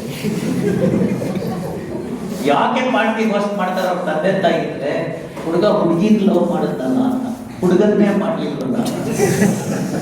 ಈ ಪರಿಸ್ಥಿತಿ ಇದೆ. ಅದೇ ಥರನೇ ಹುಡುಗನ ಲವ್ ಮಾಡಿದ್ರು ಪಾರ್ಟಿ ಹೋಸ್ಟ್ ಮಾಡ್ತಾರೆ. ಈ ಪರಿಸ್ಥಿತಿ ಇದೆ. ಕೈಯಲ್ಲಿ ಬೀರ್ ಬಾಟಲ್ ಹಿಡ್ಕೊಂಡು ರಾಜಾರೋಷವಾಗಿ ಓಡಾಡ್ತಿರ್ತಾರೆ.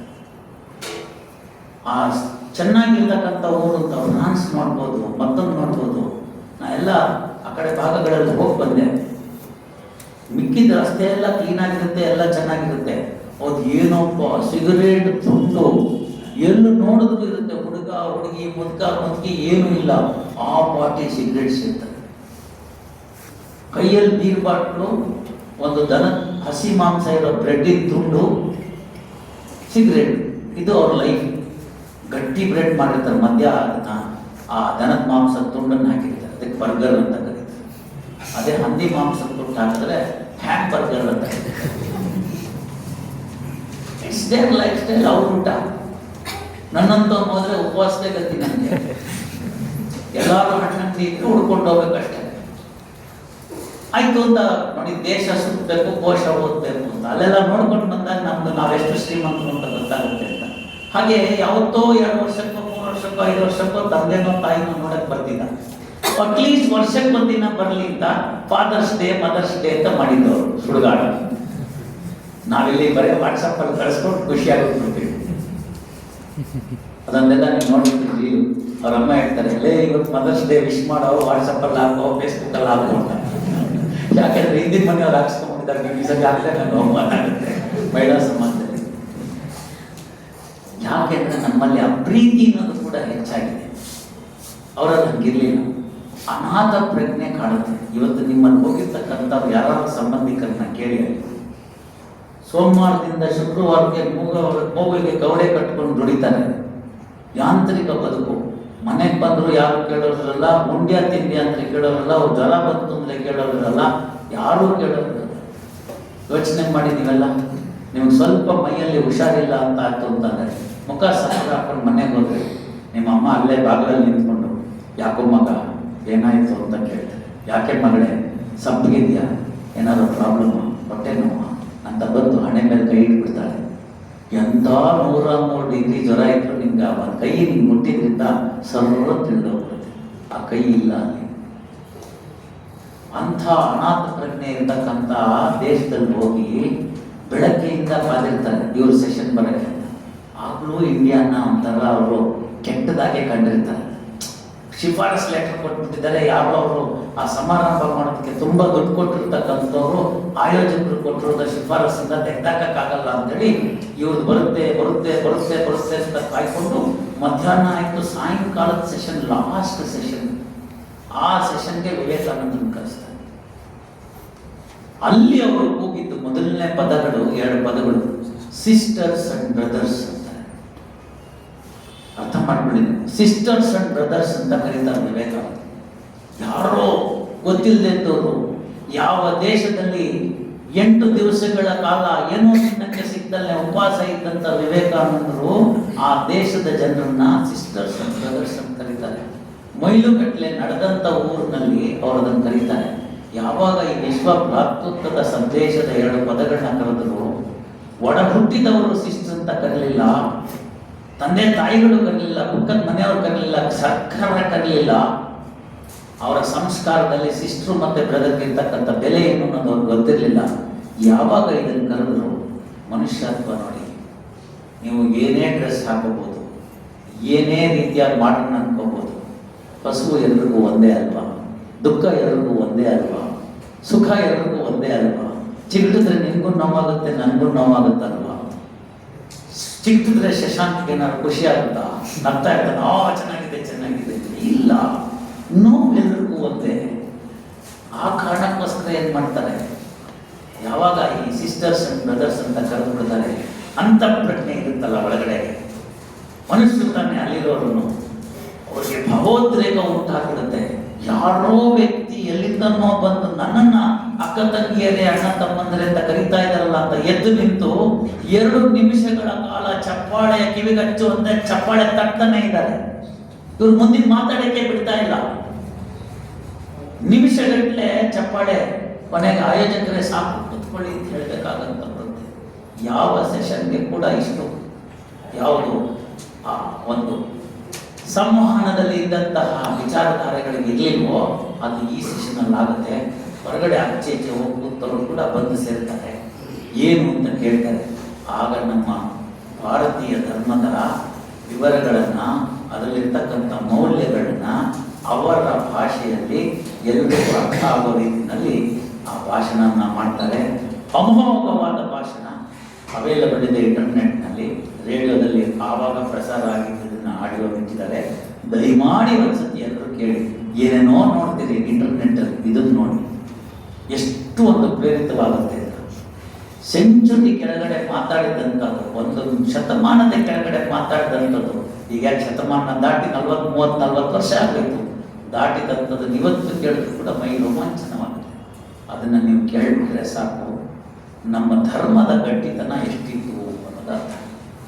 ಇಂತಹ ವಿವೇಕಾನಂದರು ವಾಪಸ್ ಬಂದರೆ ಬಹಳ ದೊಡ್ಡದಾಗಿರ್ತಕ್ಕಂಥ ಸ್ವಾಗತ ಸಿಗುತ್ತೆ. ಒಂದು ಭಾಗ ತುಂಬ ಜನಕ್ಕೆ ಗೊತ್ತಿಲ್ಲ,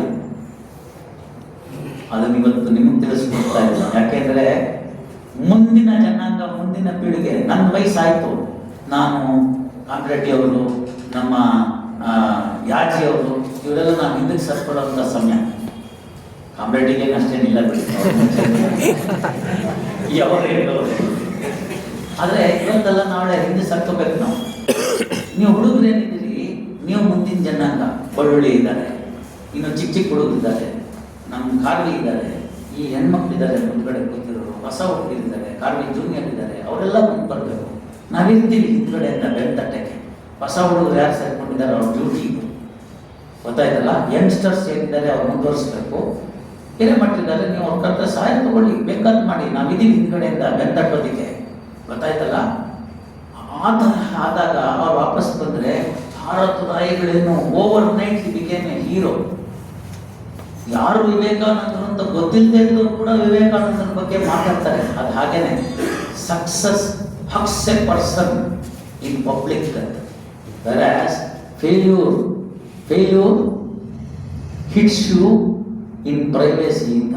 ಹಾಗೆ success has many fathers and failure is an orphan ಅಂತ.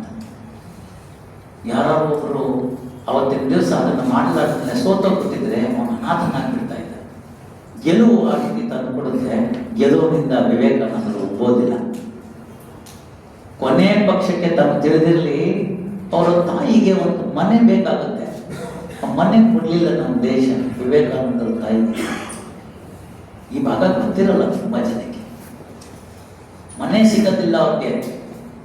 ಅವ್ರು ನೋಡೋಕ್ಕೆ ಎಷ್ಟು ಸದೃಢರಾಗಿದ್ದಿರ್ಬೋದಾಗಿತ್ತು. ಒಳ್ಳೆ ಕಾಯ, ಒಳ್ಳೆ ಬಿಲ್ಡಪ್, ನಮ್ಗೆ ತೋರಿಸ್ತಕ್ಕಂಥ ಫೋಟೋದಲ್ಲೆಲ್ಲ ಹಾಗೆ ಕಾಣ್ತಾರೆ. ದೇಹ ಒಳಗಿಂದ ನಶಿಸಿರುತ್ತೆ, ಗೊತ್ತಾಗೋದಿಲ್ಲ. ಅವರ ಲಿವರ್ಗೆ ತೊಂದರೆ ಇರುತ್ತೆ, ಹಾರ್ಟ್ಗೆ ತೊಂದರೆ ಇರುತ್ತೆ, ಹೊಟ್ಟೆನಲ್ಲಿ ತೊಂದರೆ ಆಗಿರುತ್ತೆ, ಕಾಯಿಲೆಯಿಂದ ನರಳುತ್ತಿರ್ತಾರೆ. ಅವರ ಗುರಿಗೆ ಯಾವುದು ಅಡ್ಡ ಬರಲಿಲ್ಲ. 1863 ಜನನ, 1902ರಲ್ಲಿ ಮರಣ, 39 ವರ್ಷದಲ್ಲಿ ಸಾಧಿಸಿದ್ದಂಥ ದೊಡ್ಡ ಕೆಲಸ. ಬಾಲ್ಯದಲ್ಲಿ ಒಂದಷ್ಟು ದಿನ ಹೊರಟೋಯ್ತು. ಅಲ್ಲಿಂದ ವಿಶ್ವದಾದ್ಯಂತ ತಿರುಗಿದ್ರು, ಭಾರತಾದ್ಯಂತ ತಿರುಗಿದ್ರು. ಇವೆಲ್ಲ ನಮ್ಗೇನು ಪ್ರೇರಣೆ ಆಗಬೇಕು ಅಂದರೆ, ಅಯ್ಯೋ ರಿಟೈರ್ ಆದ್ಮೇಲೆ ಮಾಡೋಣ ಅನ್ಕೋತೀವಿ. ಇಲ್ಲ, ಗೊತ್ತಿಲ್ಲ, ಸಮಯ ಎಷ್ಟು ಉಳಿದಿದೆ ಗೊತ್ತಿಲ್ಲ. ಇಲ್ಲಿರ್ತಕ್ಕಂಥವ್ರು ಎಲ್ಲರೂ ನಾನನ್ನು ಸೇರಿ ಯಾವಾಗ ಕಮ್ಮಿದ್ದೆ return ticket and boarding pass. ಅರ್ಥ ಮಾಡ್ಕೊಳ್ಳಿ, ಡೇಟು ಟೈಮು ಗೊತ್ತಿಲ್ಲ, ಬಟ್ ಆ ಫ್ಲೈಟು ಯಾವತ್ತೂ ಡಿಲೇ ಆಗಲ್ಲ. On time, on dot. And mind you, there is no seat number 11A in that flight. You understand this? So, ಬಂದವರೆಲ್ಲ ಹೋಗ್ಲೇಬೇಕು. ಹೋಗೋಷ್ಟರೊಳಗಡೆಗೆ ಏನು ಮಾಡಿದ್ದೀವಿ ಅನ್ನೋದು ಮುಖ್ಯ ಆಗುತ್ತೆ. ಆಗ ನಮ್ಗೇನು ಅನ್ನಿಸ್ಬೇಕು ಅಂತಂದರೆ, ಯಾರು ನನಗೆ ಆದರ್ಶಪ್ರಾಯ ಆಗ್ತಕ್ಕಂಥ ವ್ಯಕ್ತಿ ಅಂತ ಅನ್ನಿಸ್ಬೇಕು. ಮಹಾತ್ಮ ಗಾಂಧಿ ಅವ್ರನ್ನ ತೆಗೆದುಕೊಳ್ಳಿ, ನನಗೆ ಅಭ್ಯಂತರ ಇಲ್ಲ. ಸರ್ದಾರ್ ವಲ್ಲಭಾಯ್ ಪಟೇಲ್ ಅವ್ರನ್ನ ತೆಗೆದುಕೊಳ್ಳಿ, ನನಗೆ ಅಭ್ಯಂತರ ಇಲ್ಲ.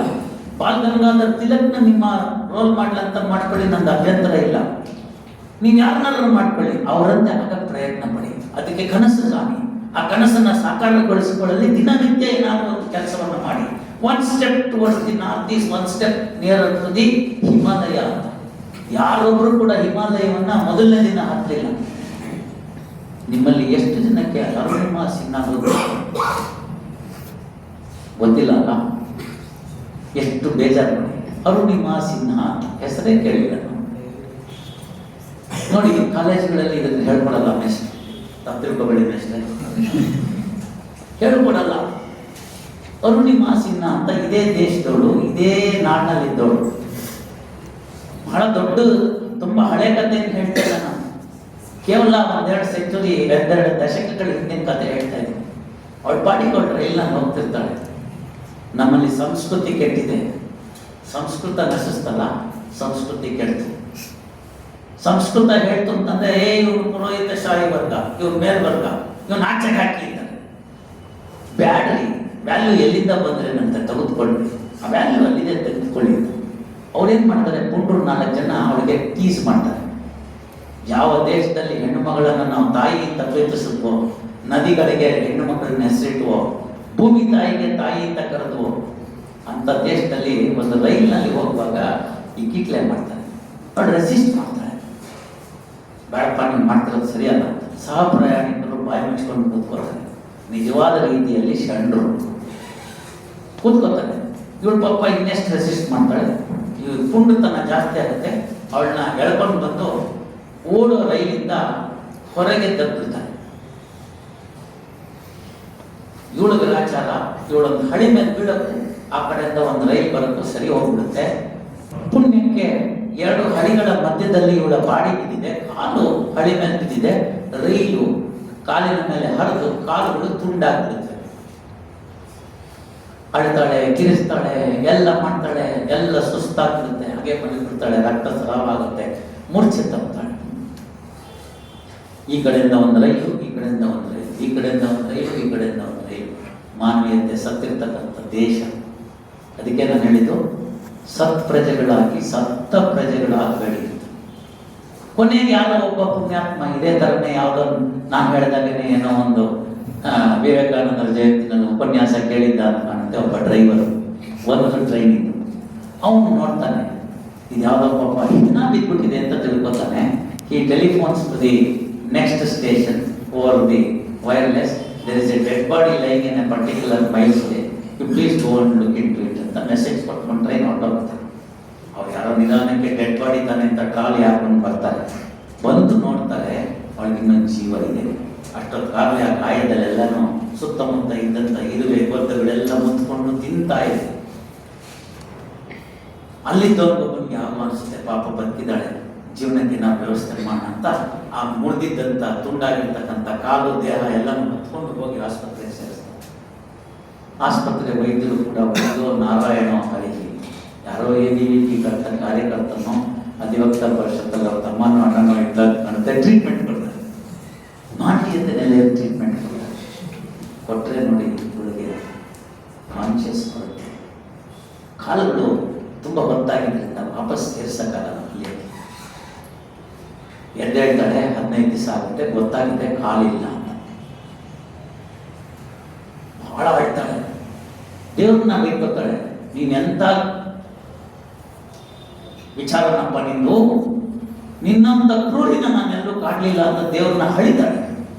ಯಾಕೆ ನನ್ನ ಉಳಿಸ್ತಿ, ಈಗ ಕಾಲಿಲ್ಲ ನನಗೆ, ನನ್ನನ್ನು ಯಾರು ಮಾಡ್ತಾರೆ, ನನ್ನ ಜೀವ ಹೋಗ್ಬಿಟ್ಟಿದ್ದೆ, ಏನು ಲಾಸ್ ಆಗ್ತಾ ಇತ್ತು ಅಂತ. ಇಲ್ಲ, ಹೋಗಲ್ಲ, ಬೋರ್ಡಿಂಗ್ ಪಾಸನ್ನು ಡೇಟ್ ಟೈಮು ಬಂದಿಲ್ಲ, ಉಳ್ಕೊತಾಳೆ.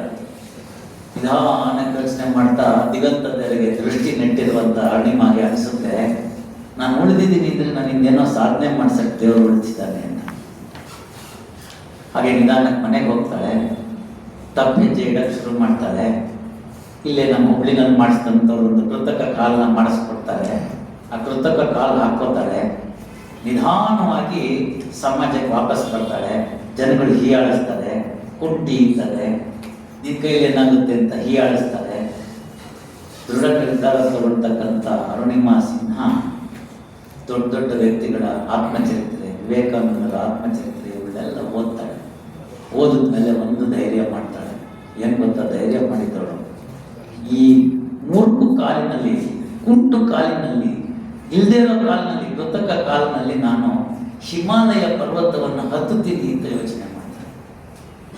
ಎಲ್ಲ ಚೆನ್ನಾಗಿರೋರು ನಮ್ಗೇನು ರೋಗ ರೀ ಮಾಡ್ತಾಳೆ. ಹೋಗ್ತಾಳೆ, ಬಚೇಂದ್ರಿ ಪಾಲ್ನ ಕೇಳ್ತಾಳೆ. ಬಚೇಂದ್ರಿ ಪಾಲ್ ನಕ್ಬಿಡ್ತಾಳೆ. ಅಮ್ಮ, ಸುಲಭದ ಮಾತಲ್ಲ, ಯಾಕಿಂಥದ್ದೆಲ್ಲ ನೀನು ನಿರ್ಧಾರ ಮಾಡ್ತೀನಿ, ಹೋಗಿ ಜೀವನ ಮಾಡು. ಇಲ್ಲ, ನಾನು ಮಾಡಲೇಬೇಕು. ಅವಳ ದೃಢ ಸಂಕಲ್ಪ, ಅವಳ ದೃಢ ನಿರ್ಧಾರ, ಅವಳಲ್ಲಿರ್ತಕ್ಕಂಥ ಚೇತನ, ಅವಳಲ್ಲಿರ್ತಕ್ಕಂಥ ಆತ್ಮವಿಶ್ವಾಸ ಎಷ್ಟಿರುತ್ತೆ ಅಂತಂದ್ರೆ ಆ ಕಣ್ಣಲ್ಲಿ ಆ ಬೆಳಕನ್ನು ನೋಡ್ತಾಳೆ ಬಚೇಂದ್ರಿ ಪಾಲ್. ಇಲ್ಲ, ಇದು ಸುಮ್ಮನೆ ಹೋಗುವಂಥದ್ದಲ್ಲ.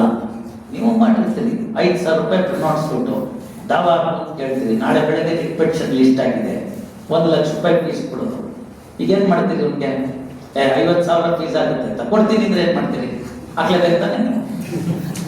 ಹಂಗೆ ಇವಾಗ ಗಂಟು ಬಿದ್ದಿದ ತಕ್ಷಣ ಬೇಸ್ ಕ್ಯಾಂಪ್ ಕರ್ಕೊಂಡು ಹೋಗ್ತಾಳೆ. ಇವಳ ದೃಢ ನಿರ್ಧಾರ, ಅಚಲ ನಿರ್ಧಾರವನ್ನು ನೋಡಿ ಇವಳು ಹಾಕ್ತಿರ್ತಕ್ಕಂಥ ಹೆಜ್ಜೆಗಳನ್ನ, ಆ ಕೃತಕ ಕಾಲಿನಲ್ಲಿ ಹಾಕ್ತಕ್ಕಂಥ ಹೆಜ್ಜೆಗಳನ್ನ, ತಪ್ಪು ಹೆಜ್ಜೆ ಹಿಡಿದಲ್ಲೇ ದೃಢ ವಿಶ್ವಾಸದಿಂದ ಮಾಡ್ತಿರ್ತಕ್ಕಂಥ ನೋಡಿದಂಥ ಬಚೇಂದ್ರಿ ಪಾಲ್ ಅನ್ಸುತ್ತೆ ಇವಳು ಹತ್ತಾಳೆ ಹಿಮಾಲಯ. ಹೋಗ್ತಾರೆ ಇಬ್ರು. They take the expedition. ದೃಢ ನಿರ್ಧಾರ, ಭಗವಂತನ ಕರುಣೆ ಹೋಗುತ್ತೆ. ಮೇಲ್ತಕ್ಕ ಹತ್ತುತ್ತಾರೆ. ಒಂದು ದಿವಸ ಮೇಲ್ಗಡೆ ನಿಂತ್ಕೊಂಡು ಅಲ್ಲಿ ಭಾರತ ಧ್ವಜವನ್ನ ನೆಟ್ಟು ಒಂದೇ ಮಾತರನ್ನು ಅಂತ ಹೇಳಿ ಭಾರತ ಮಾತಕ್ಕೆ ಜೈ ಅಂತ ಅರುಣಿಮಾ ಸಿನ್ಹಾ ಕೂಗಿದಾಗ ಎಂಥ ಅದ್ಭುತ ಕ್ಷಣ. ಇಂಥ ಅರುಣಿಮಾ ಸಿನ್ಹಾ, ಇಂಥ ವಿವೇಕಾನಂದರು ಹುಟ್ಟಿದಂಥ ನಾಡಲ್ಲಿ ಬೆಳಗ್ಗೆ ಎದ್ದು ನಾವು ಮೊಬೈಲ್ ತಡ್ಕಾಡ್ತೀವಿ.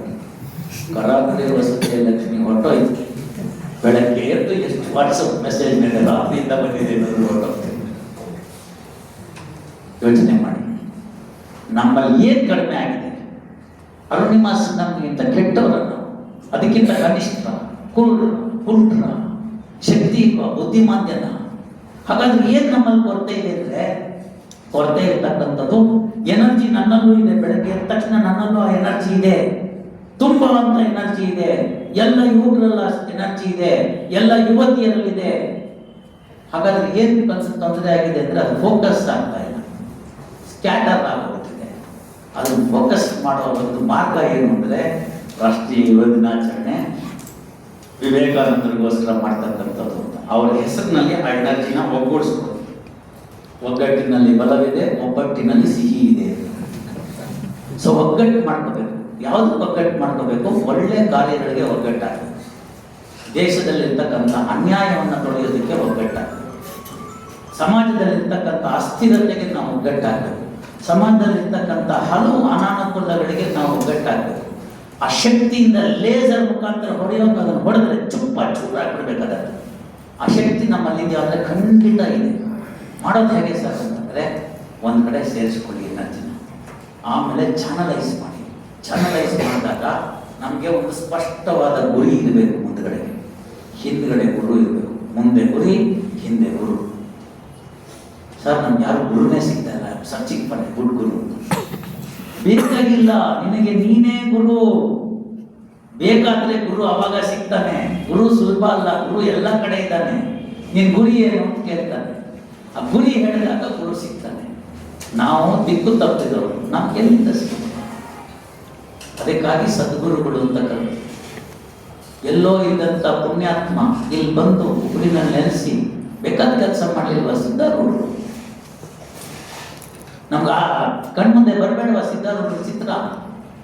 ಎಲ್ಲೆಲ್ಲಿಂದ ಅಲ್ಕೊಂಡು ಬಂದು ಭಿಕ್ಷೆ ಬೇಡಿ ಇಲ್ಲಿ ಬಂದು ನಿಮ್ಮ ಹುಬ್ಳಿಗೆ ಯಾಕೆ ಬಂದು ಮಾಡ್ಬೇಕಾಗಿತ್ತವ್ರು? ಎಲ್ಲೋ ಇರ್ಬೋದಾಗಿತ್ತಲ್ಲ. ಜಾತಿ ಅಡ್ಡ ಬರುತ್ತೆ ಅಂತಾರಲ್ಲ, ಶಿಶ್ನಾಳ್ ಶರೀಫನ್ಗೆ ಯಾವ್ದು ಇತ್ತು? ಹಾಕಿದ ಜನವಾರವ ಅಂತ ಯಾಕೆ ಬರ್ತಾವ? ಶಿಶ್ನಾಳ್ ಶರೀಫ ಹಾಕಿದೆ ಜನವಾರವ ಅಂತ ಒಂದು ಕೃತಿಯನ್ನು ಯಾಕೆ ಮಾಡ್ದ ಅಂತಂದ್ರೆ ನಿಮ್ಗೆ ಅರ್ಥ ಆಗ್ಬೇಕು. ಅದು ದ್ಯೋತಕವಾಯಿತು. ಒಳ್ಳೆ ಗುರು ಸಿಗ್ತ ಶಿಶ್ನಾಳ್ ಶರೀಫ್. ಶಿಶ್ನಾಳ್ ಶರೀಫನ್ನು ನಾವು ನೋಡಿಲ್ಲ ಬಿಡಿ ಸರ್ ಅಂದ್ರೆ, ಇಬ್ರಾಹಿಂ ಸುತಾರ ನೋಡಿದ್ವಲ್ಲ, ಇಲ್ಲೇ ಬಾಗಲಕೋಟೆನಲ್ಲಿ ಇಬ್ರಾಹಿಂ ಸುತಾರನ ವೇದವನ್ನ ಕಲ್ತಿದ್ರು. ಅವರಲ್ಲಿರ್ತಕ್ಕಂಥ ಕುರಾನನ್ನ ಕಲ್ತಿದ್ರು. ಎರಡನ್ನೂ ಸೇರಿಸಿ ಆಗಾಗ್ಗೆ ಉಪನ್ಯಾಸ ಮಾಡ್ತಿದ್ರು. ಇಲ್ಲಿರೋ ಬೇರೆ ಅಲ್ಲ, ಅಲ್ಲಿರೋ ಬೇರೆ ಅಲ್ಲ ಅಂತ ಹೇಳ್ತಿದ್ರು. ಮೈಸೂರಿನ ರಾಮಕೃಷ್ಣ ಆಶ್ರಮದಲ್ಲಿ ಒಂದು ವಾರದ ಕಾರ್ಯಕ್ರಮ ಕೊಟ್ಟರು. ಯಾರು? ಇಬ್ರಾಹಿಂ ಸುತಾರ್ ಅವರು. ಅರ್ಥ ಮಾಡ್ಕೊಳ್ಳಿ ನೀವು, ಹಿಂದೂ ಮುಸಲ್ಮಾನರ ಮಧ್ಯೆ ಗಲಾಟೆ ಇರಲಿಲ್ಲ. ತಂದಿಟ್ಟವ್ರು ಯಾರು? ಬ್ರಿಟಿಷರು. ರಾಮಕೃಷ್ಣ ಮಠ ಮೈಸೂರಿನಲ್ಲಿ ಕರೆಸಿ ಅವ್ರನ್ನ ಒಂದು ವಾರದ ಕಾರ್ಯಕ್ರಮ ಮಾಡಿದ್ರು. ಅವಾಗ ಅವರು ವಿವೇಕಾನಂದರ ಆದರ್ಶಗಳನ್ನ ಹೇಳ್ತಾರೆ. ಅವಾಗೊಂದು ಹಾಡು ಹೇಳ್ತಾರೆ, ಗುರುವಿವ ಕರುಣೆಯು ಆಗಬೇಕಾದರೆ ಗರ್ವವ ಬಿಡಬೇಕು.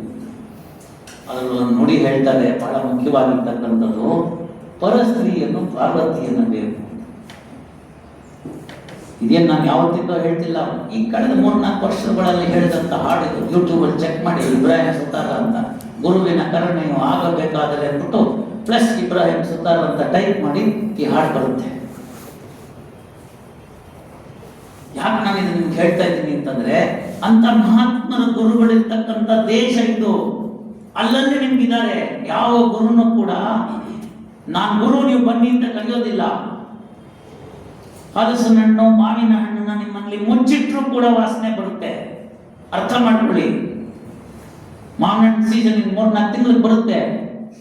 ಒಳ್ಳೆ ಮಾವಿನ ಹಣ್ಣು ಅಪ್ಪುಸು ನೀವು ನಮ್ಮ ಕೊಡಬಾರ್ದಂತ ಮುಚ್ಚಿಟ್ಟಿದ್ರೆ ವರಾಂಡಕ್ಕೆ ವಾಸನೆ ಹೊಡಿತಿರುತ್ತದು.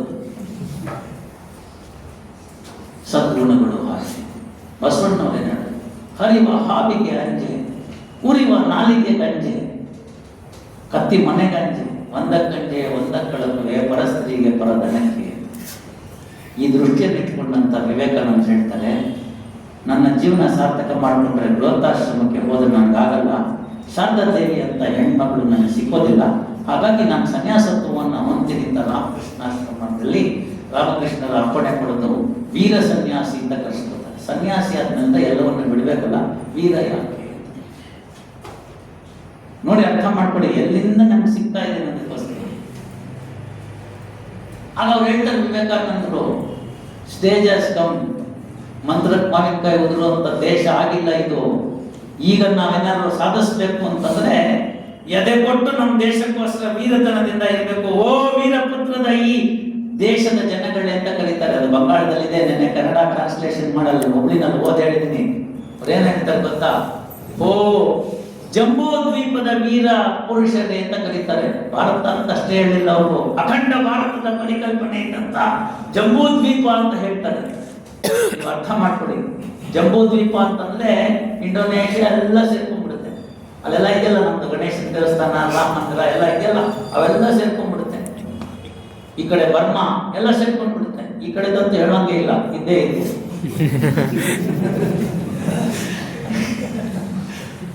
ಗೊತ್ತಾಯ್ತಲ್ಲ ನಿಮ್ಗೆಲ್ಲ? ನಾನ್ ತಿರ್ಗಾ ಹೇಳಿ ಇನ್ನೊಂದ್ಸತಿ ಯಾರಿಗೆ ಕಂಟ್ರೋವರ್ಸಿ. ಒಟ್ಟಾರೆ ಒಳ್ಳೇದಾಯ್ತು. ಯಾರು ಶ್ರೀಕ್ಷಾ ಅಂತ ಗೊತ್ತಿಲ್ಲದಿದ್ದವ್ರಿಗೆ ಇವತ್ತೆಲ್ರಿಗೂ ಗೊತ್ತಾದೆ. ಅದು ಹೇಗಾದ್ರೂ ಇರ್ಲಿ ಅಂತ ಅಖಂಡ ಭಾರತದ ಪರಿಕಲ್ಪನೆಯನ್ನ ಇಟ್ಕೊಂಡಂತ ವಿವೇಕಾನಂದರು ಜಂಬೂ ದ್ವೀಪದ ವೀರಪುತ್ರರೇ ಅಂತ ಹೇಳ್ತಾರೆ. ಅಂದ್ರೆ ಅಖಂಡ ಭಾರತದ ಪರಿಕಲ್ಪನೆ ಎಷ್ಟು ಮನಸ್ಸಿನಲ್ಲಿತ್ತು ಅಂತ ತಿಳ್ಕೊಳ್ಳಿ. ನಮ್ದು ಏನ್ ದರಿದ್ರ ಅಂದ್ರೆ ಅನುಕೂಲ ಆಗುವಾಗ ಮಾತ್ರ ಅಷ್ಟು ಪೋರ್ಷನ್ ಮಾತ್ರ ತೆಕ್ಕೊಂಡ್ಬಿಟ್ಟು ವಿವೇಕಾನಂದ ಅಂತೀವಿ. ಅನನುಕೂಲ ಆಗೋ ಪೋರ್ಷನ್ ಬಂತು ಅಂತಂದ್ರೆ ರಿಜೆಕ್ಟ್ ಮಾಡ್ಬಿಡ್ತೀವಿ. That is not the way to take it. If you take it Vivekananda as a role model, accept all good qualities. You are entitled to reject. ಯಾಕೆ ಇದನ್ನ ಎಂಟೈಟಲ್ ಟು ರಿಜೆಕ್ಟ್ ಅಂತಂದ್ರೆ, ಇಲ್ಲಿ ಬೆಂಗಳೂರು ಬಂದಿರ್ತಾರೆ, ಚಿಕ್ಕಮಗಳೂರು, ಬೆಂಗಳೂರು, ಕೂರ್ಗು ಈ ಭಾಗಗಳಿಗೆ ಬಂದಿರ್ತಾರೆ ವಿವೇಕಾನಂದ. ನಿಮ್ಗೆ ಮನಸ್ಸಿನಲ್ಲಿ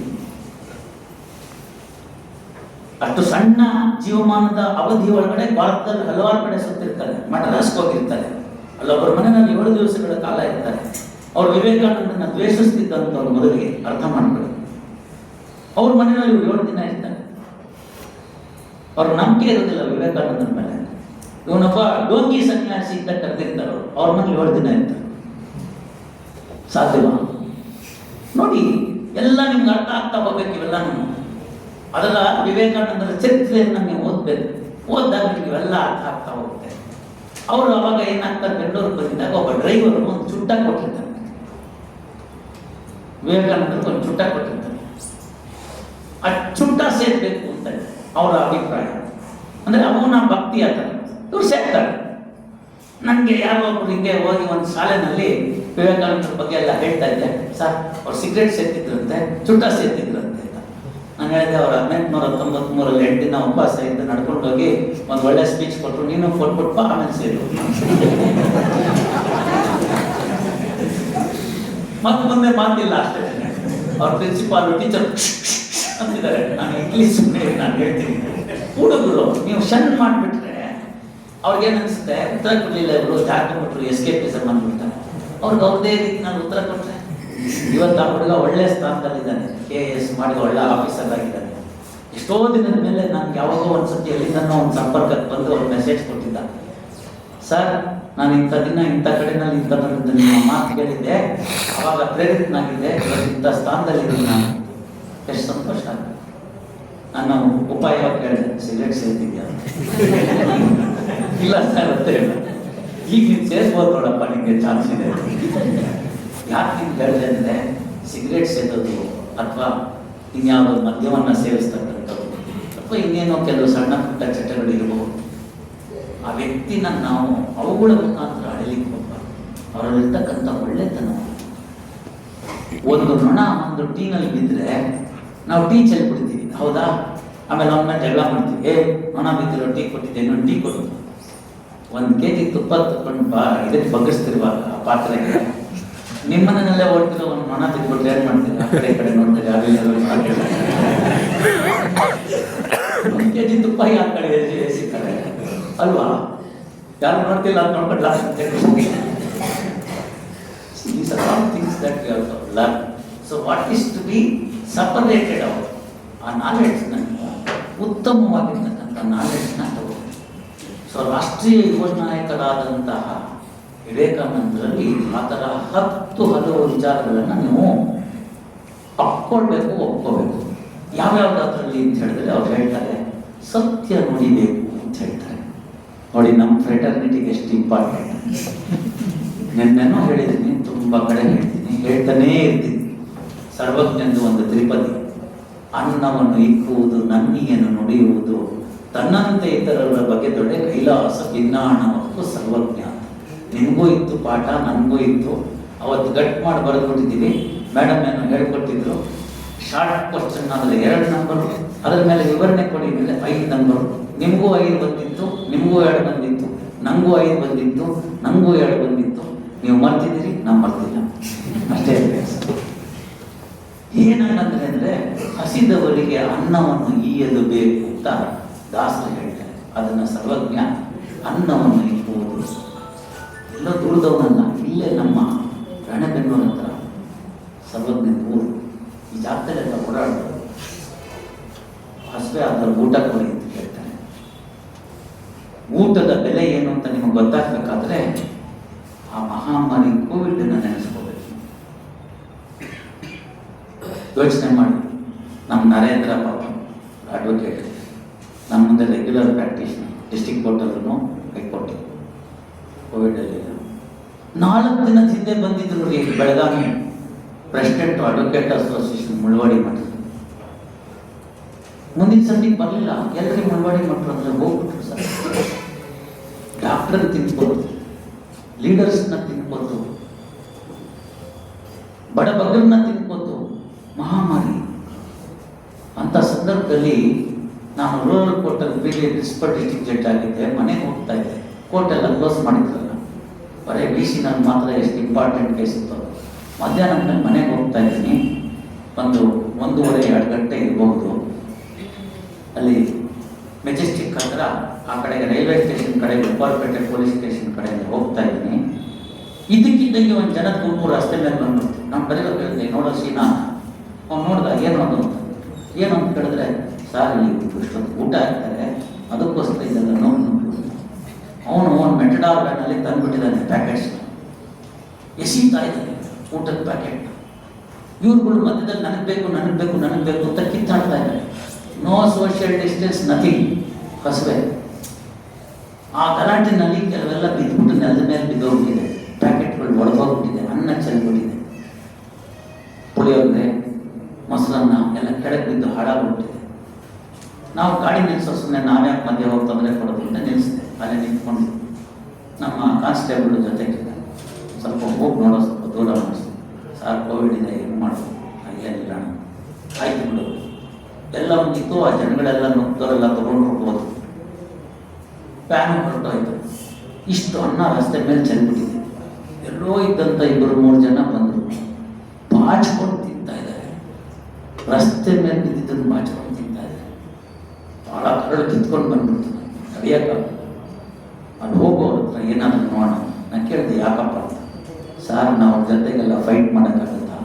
3 ದಿನ ಆಯಿತು ಸರ್, ಏನೂ ತಿಂದಿಲ್ಲ. ಹಸಿವೆ ಇದು. ಮಾರನೇ ದಿನ ತಕ್ಷಣ ಹೋಗಿ ಸನ್ಮಾನ್ಯ ನ್ಯಾಯಮೂರ್ತಿಗಳಾಗಿರ್ತಕ್ಕಂಥ ಅರವಿಂದ್ ಕುಮಾರ್ ಅವ್ರ ಗಮನಕ್ಕೆ ತಂದೆ. ಏನು ಮಾಡ್ಬೋದು ಶಿಷ್ಯ, ನೀವೇ ಹೇಳಿದ್ರು. ಸರ್, ನಮ್ಮ ಕೈಯಲ್ಲಿ ಏನು ಮಾಡೋಕ್ಕಾಗದಿದ್ರು ಅದನ್ನು ಒಂದು ಸ್ಟ್ರೀಮ್ ಲೈನ್ ಮಾಡ್ಬೋದು ಸರ್. ಸ್ವಲ್ಪ ಎಲ್ಲರೂ ಒಂಚೂರು ನೀಟಾಗಿ ಕೊಡಿಸ್ಬೋದು, ಕ್ಯೂ ಮಾಡಿಸಿ ಮತ್ತೊಂದು ಮಾಡಿಸಿ. ಅದೆಲ್ಲ ಸಾಧ್ಯ ಏನು ಶಿಷ್ಯ? ಆಗುತ್ತೆ ಸರ್, ಏನಾದ್ರು ಮಾಡಿ. ಮತ್ತೇನಾದ್ರು ಮಾಡಿ ಸರ್, ನಾನು ಮಾಡ್ತೀನಿ. ಜೂರಿಸ್ಟಿಕ್ಷನ್ ನಮ್ಮ ಅಮರಣ್ಣವ್ರದ್ದು, ಅದು ಸಿಟಿಗೆ ಬರುತ್ತೆ. ನೀವು ಅವ್ರನ್ನೂ ಒಂಚೂರು ಸೇರಿಸ್ಕೊಂಡ್ರೆ ಏನಾದ್ರು ಮಾಡೋಣ. ನೀವು ಹೇಳಿ ಅಮರಣ್ಣ. ನಾನು ಹೇಳ್ತೀನಿ ಸರ್, ನೀವು ಒಂದು ಮಾತು executive chairman legal services authority ಮತ್ತು ಆ ಬೆಂಚಲ್ಲಿದ್ದೀರಿ, ಹೋಗಿ ಸಾಹೇಬ್ರಿಗೂ ಒಂದು ಮಾತು ಹೇಳಿ ಏನಾದ್ರು ಮಾಡೋಣ. ನೀವೊಂದು ಐಡಿಯಾ ಮಾಡಿ ಏನಾದ್ರು ಮಾಡೋಣ ಅಂದರು. ನಾನು ಅಮರಣ್ಣನ ಮಾತಾಡಿದೆ. ಸಹೃದಯರು ಒಪ್ಕೊಂಡ್ರು ತಕ್ಷಣ ನಾನು ಬರ್ತೀನಿ ಸರ್, ನೀವೇನು ಹೇಳಿದ್ರೆ ಮಾಡ್ತೀನಿ. We had very good relationship from the day one. ಒಪ್ಕೊಂಡ್ರು ಅಮರಣ್ಣ, ನಾನು, ಅಮರಣ್ಣ, ಆಮೇಲೆ ನಮ್ಮ ಎಕ್ಸಿಕ್ಯೂಟಿವ್ ಚೇರ್ಮನ್ನು ಇವರು ನಮ್ಮ ಅರವಿಂದ್ ಕುಮಾರು, ಇನ್ನೊಂದು 2-3 ಜನ ಅಧಿಕಾರಿಗಳು ಎಲ್ಲ ಹೋದ್ವಿ. ಅಲ್ಲೊಂದು ಕಾರ್ಪೊರೇಷನ್ ಒಂದು ಜಾಗ ನೋಡಿದ್ವಿ, ರೈಲ್ವೆ ಸ್ಟೇಷನ್ ಒಂದು ಸ್ಕೂಲ್ ನೋಡಿದ್ವಿ, ಇನ್ನೊಂದು ಕಡೆ ಇನ್ನೊಂದು ಜಾಗ ನೋಡಿದ್ವಿ. ಎಲ್ಲ ನೋಡಿ ಅಲ್ಲಿ ಇವನ್ನೆಲ್ಲ ಡಿಸ್ಟ್ರಿಬ್ಯೂಟ್ ಮಾಡಿ ಅಲ್ಲೆಲ್ಲ ಹಾಕ್ತೀವಿ. ಇದೇ ವ್ಯಾನು ಯಾರೋ ಪುಣ್ಯಾತ್ಮ ಕೊಡೋದು, ನಾವೇನು ಕೊಡ್ತಾ ಇಲ್ಲ, ಅರ್ಥ ಮಾಡ್ಕೊಳ್ಳಿ. ಕೈಯಿಂದ 10 ರೂಪಾಯಿ ನಾವು ಕೊಡಲಿಲ್ಲ, ಯಾರೋ ತಯಾರು ಮಾಡ್ಕೊಳ್ಳೋದು ಅನ್ನನ, ಅದನ್ನು ತರೋದು ಇವರು ವ್ಯಾನಲ್ಲಿ. ಇವ್ರಿಗೇನು ಮಾಡೋದು ಅಂದರೆ ಒಂದು 50 ಜನಕ್ಕೆ ಒಂದು ಕಡೆ, ಇನ್ನೊಂದು 50 ಜನಕ್ಕೆ ಇನ್ನೊಂದು ಕಡೆ, ಒಂದು 200 ಜನಕ್ಕೆ ಇನ್ನೊಂದು ಕಡೆ, ಟೈಮ್ ವ್ಯತ್ಯಾಸ ಮಾಡಿಬಿಟ್ಟು ಫಿಕ್ಸ್ ಮಾಡಿಬಿಡ್ತೀವಿ. ಅವ್ರಿಗೆಲ್ಲ ಹೇಳಿದ್ವಿ, ನಾಳೆ ಇಷ್ಟೊತ್ತಿಗೆ ವ್ಯಾನ್ ಬರುತ್ತೆ, ಯಾರು ನೋಡ್ನಲ್ಲಿ ನಿಂತ್ಕೋಬೇಕಾಗಿಲ್ಲ, ಫಿಸಿಕಲ್ ಡಿಸ್ಟೆನ್ಸ್ ಮಾಡಿ ಕ್ಯೂನಲ್ಲಿ ನಿಂತ್ಕೋಬೇಕು, ಎಲ್ರಿಗೂ ಪಟ್ನ ಸಿಗುತ್ತೆ, ಎಲ್ರಿಗೂ ಪಟ್ನ ಸಿಗುತ್ತೆ ಅಂತ ಹೇಳಿ. ಇದನ್ನು ರೈಲ್ವೆ ಮ್ಯಾನೇಜರ್ ನೋಡಿದಾಗ ಅವನಿಗೇನು ಅನ್ನಿಸ್ತು ಗೊತ್ತಿಲ್ಲ. ಅವನು ಬಂದ, ಸರ್ ನಮ್ಮದು ರೂಮಲ್ಲಿ ಪ್ಯಾಕೆಟ್ ಗಟ್ಟಲೆ ನೀರಿದೆ, ರೈಲ್ ನೀರು 5 ದಿನಕ್ಕೆ ಹೋಗ್ಬಿಡುತ್ತೆ, ಮೋರಿಗೆ ಸುರಿಬೇಕು, ಕೊಡೋಣ ಅಂತ. ಕೊಡುವ ಅರ್ಥ ಮಾಡ್ಕೊಳ್ಳಿ ನೀವು, ಮಾನವೀಯತೆ ಸತ್ತಿರಲಿಲ್ಲ. ಒಂದು ಫೋಕಸ್ ಆಗಬೇಕಾಗಿತ್ತಷ್ಟೇ, ಎನರ್ಜಿ. ಒಬ್ಬ ಸ್ಟೇಷನ್ ಹೊಡೆದಿದ್ದು ಪುಣ್ಯಾತ್ಮರ ಅರವಿಂದ್ ಕುಮಾರ್ ಅದಕ್ಕೆ ಅವಕಾಶ ಕೊಟ್ಟರು, ಅಮರಣ್ಣ ಸಹಾಯಕ್ಕೆ ಬಂದರು. We were able to do all these things. ಅವ್ರನ್ನೆಲ್ಲ ಕರ್ಕೊಂಡು ಹೋಗ್ಬಿಟ್ಟು ಮಾರನೇದಿಂದ 12:45 ಒಂದು ಕಡೆಗೆ, 1 ಗಂಟೆಗೆ ಒಂದು ಕಡೆಗೆ, 1:15 ಗಂಟೆಗೆ ಒಂದು ಕಡೆಗೆ, 1:15 ಗಂಟೆಗೆ ಒಂದು ಕಡೆಗೆ ಅಂತ ಕೊಟ್ಬಿಟ್ಟು ಒಂದು ಅಗಳು ವೇಸ್ಟ್ ಆಗಿಲ್ಲ. 2ನೇ ದಿನಾನು 3ನೇ ದಿನಾನು ಹೋಗಿದ್ದೆ. ನಾನು ಹೆಂಗೆ ನಡೀತಿದೆ ಅಂತ ನೋಡಿದೆ. ದಿನ ನಾವು ಹೋಗಿ ನಿಂತ್ಕೊಳ್ಳೋಕ್ಕಾಗಲ್ಲ, ಅಲ್ಲಿರೋದು ವ್ಯವಸ್ಥೆ ಮಾಡಿದ್ದೆ. ಹೋದರೆ ಒಬ್ಬ ವ್ಯಕ್ತಿ ಬಂದ, ನನಗೆ 3 ಪ್ಯಾಕೆಟ್ ಬೇಕು ಅಂತ. ಇವನು ಕೊಡೋನು ಇವನ್ ಮನೆಯಿಂದೇನು ಕೊಡ್ತಿಲ್ಲ, ಅವ್ನು ಡ್ರಾಪ್ ಆಗ್ತದೆ, ಯಾಕೆ 3 ಪ್ಯಾಕೆಟ್? ಸರಿ, ಅವಾಗೇನೋ ಹರ್ಷ ಕೊಟ್ಟರು. ನಾನು ತಡೀನಿ, ಯಾಕೆ ಕೇಳೋಣ, 3 ಪ್ಯಾಕೆಟ್ ಹಾಕಬೇಕು ಅಂತ ಕೇಳೋಣ ಅಂತ ಹೇಳಿ. ನಿಮ್ಗೆ ಇದು ಮನಸ್ಸಿನಲ್ಲಿ ಬರಬೇಕು ಪಾಠ. ಅವಾಗ ಅವ್ನು ಹೇಳ್ದ, ಸರ್ ನನಗೆ ಅಟ್ಲೀಸ್ಟ್ ಕಾಲಿದೆ, ನಡ್ಕೊಂಡು ಬರ್ತೀನಿ, ತಗೋತಾ ಇದ್ದೀನಿ. ಆ ಮರದ ಕೆಳಗಡೆ ಕೂತಿದ್ದ ನೋಡಿ, ಕುಷ್ಠ ಆಗ್ಬಿಟ್ಟಿದೆ, ಕಾಲು ಹೋಗ್ಬಿಟ್ಟಿದೆ, ಅವನು ಊಟ ಮಾಡಿಲ್ಲ, ಅವನು ತೊಗೊಂಡೋಗಿ ಬರ್ತೀನಿ ಅಂತ.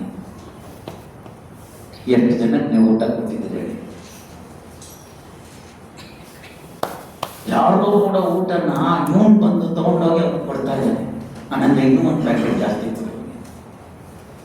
ಅವಾಗ ಅವನಂಗ ತಪ್ಪು ಮಾಡ್ತಿದ್ವಿ ಸರ್, ಯಾರೋ ಕೂಡ ಊಟ ನಮ್ಗೇನು ಗೊತ್ತಾಗ್ತಿಲ್ಲ. ಯಾಕೆ ನಿಮ್ಗೆ ಹೇಳಿದೆ ಅಂದರೆ, ಅನ್ನ ಕೊಡೋದು ಅಂತಿದೆಯಲ್ಲ, ಇದು ನೀವು ಕೊಡೋದಲ್ಲ. ನನ್ನ ಅನ್ನ ನಿಮ್ಮಲ್ಲಿ ಇದೆ. ದಾನೆ ದಾನೆ ಪೇ ಲಿಖಾ ಹುವಾ ಹೈ ಖಾನೆ ವಾಲೆ ಕಾ ನಾಮ್. ನನ್ನ ಅನ್ನ ನಿಮ್ಮಲ್ಲಿದೆ, ನೀವು ನನಗೆ ಕೊಟ್ಟಿದ್ದೀರಿ ಇವತ್ತು ಅಂತಂದರೆ ಅದನ್ನು ನಾನು ಉಪಯೋಗಿಸ್ಕೊತಾ ಇದ್ದೇನೆ, ಭಗವತ್ ಸಂಕಲ್ಪ. ಇವತ್ತು ನನಗೇನು ಅನ್ನ ಸಿಗಲಿಲ್ಲ ಅಂತಂದರೆ, ನಾನು ಹೋದ ಜನ್ಮದಲ್ಲಿ ಕೋವಿಡಲ್ಲಿ ಯಾರಿಗೂ ಏನೂ ಕೊಟ್ಟಿಲ್ಲ, ಈಗ ಉಪವಾಸ ಸಾಯಿದೆ. ಅರ್ಥ ಮಾಡ್ಕೊಳ್ಳಿ. 9 ದಿವಸಗಳ ಕಾಲ ತಾನು ವಿಸರ್ಜಿಸಿದ ಮೂತ್ರವನ್ನೇ ಸೇವಿಸಿಕೊಂಡು ಒಬ್ಬ ವ್ಯಕ್ತಿಯಿಂದ ಗಂಗಾರಾಮ್ ಬಿಲ್ಡಿಂಗ್ ಬಲಾತ್ಕಾರದಾಗ 9ನೇ ದಿನದ ಕಾರ್ಯಾಚರಣೆಯಲ್ಲಿ ಅವನನ್ನು ಉಳಿಸ್ಕೊಂಡು ಕರ್ಕೊಂಡು ಬಂದರು. 9 ದಿವಸ ಅನ್ನ ಇಲ್ಲದನೆಯಿಂದ ಸತ್ತು ಹೋಗಲಿಲ್ಲ. ನಾವು ಒಂದಿನ ಅರ್ಧ ಗಂಟೆ ಲೇಟ್ ಆದರೆ ಸಾಯ್ತೀವಿ. ಭಗವಂತನ ಶಕ್ತಿ ಎಷ್ಟಿದೆ ನೋಡಿ. ಒಂದು ಪಿಲ್ಲರ್ ಅಡ್ಡ ಬಂದ್ಬಿಟ್ಟು ಅದ್ರ ಕೆಳಗಡೆ ಒಂದು ಸಣ್ಣ ಗವಿ ತರ ಆಗ್ಬಿಟ್ಟಿತ್ತು.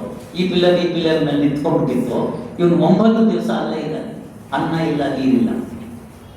ಎಲ್ಲೋ ಒಂದು ದಿವಸ ಕೊಂಡಿ ಮಾಡಿದ್ರು, ಅದರಿಂದ ಸ್ವಲ್ಪ ಆಕ್ಸಿಜನ್ ಬರ್ತಿತ್ತು, ಪ್ರಜ್ಞೆ ಇತ್ತು ಅವನಿಗೆ.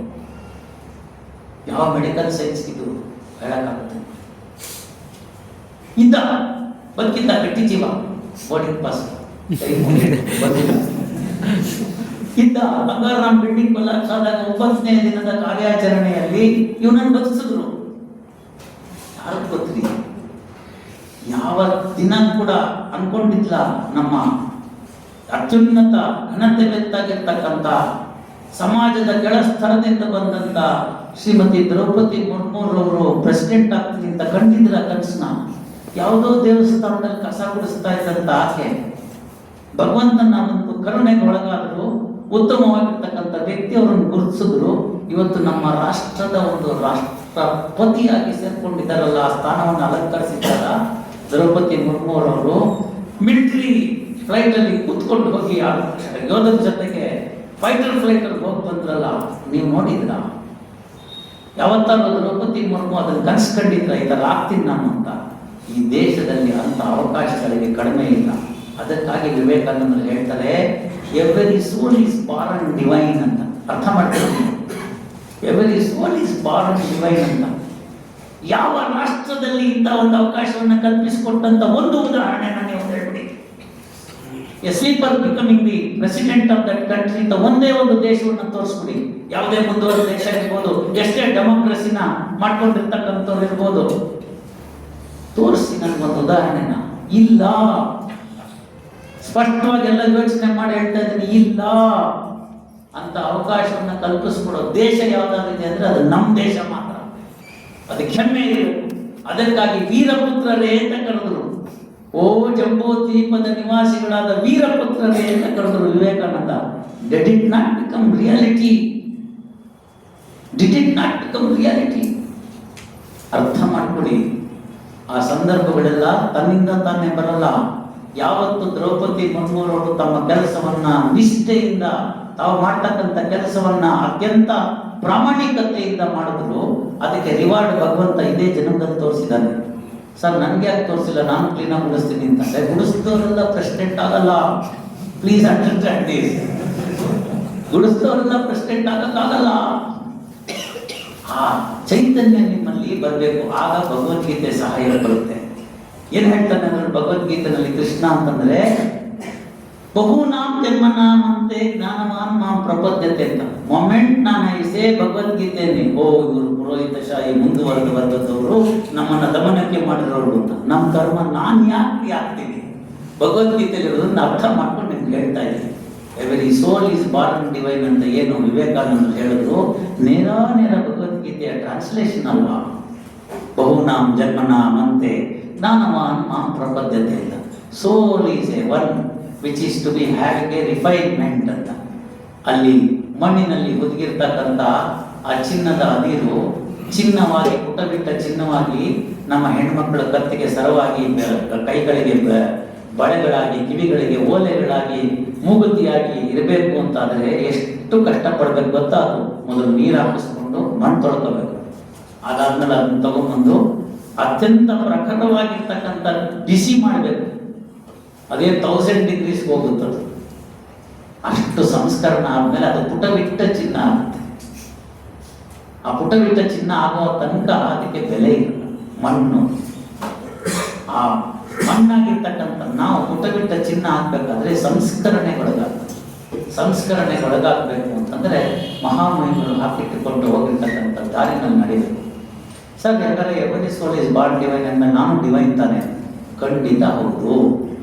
ಮತ್ತೇನು ಮಾಡಬೇಕು ಅಂದರೆ one must work towards divinity ಅಂತ ಸೆಕೆಂಡ್ ಸೆಂಟೆನ್ಸ್. ಇದನ್ನು ಬಂದ್ಬಿಡ್ತೀವಿ ನಾವು. ನೋಡಿ, ಹೋಗಿ ಇವತ್ತು OnePlus ತಗೊಳ್ಳಿ, ಬೇಡ 17 Pro ತಗೊಳ್ಳಿ, ಪರ್ಫೆಕ್ಟ್ ಎಲ್ಲ ಥರದಲ್ಲಿದೆ. After 17 Pro AI instituted camera, ಯಾರು ಸುಮ್ಮನೆ ಎಲ್ಲೇ ನಿಂತ್ಕೊಂಡು ತೆಗೆದ್ರು ಸಖತ್ತಾಗಿ ಬರ್ತಾರೆ ಫೋಟೋ. ಬೆಸ್ಟ್ ಫೋಟೋಗ್ರಾಫರ್ ಆಗ್ತದೆ ಅಂತ. No, camera is best at you. ಅರ್ಥ ಆಯ್ತಲ್ಲ? ಅದು ತಗೊಂಡ್ಬಿಟ್ಮೇಲೆ ಬೇಕಾದಷ್ಟು ಅವಕಾಶಗಳಿದೆ.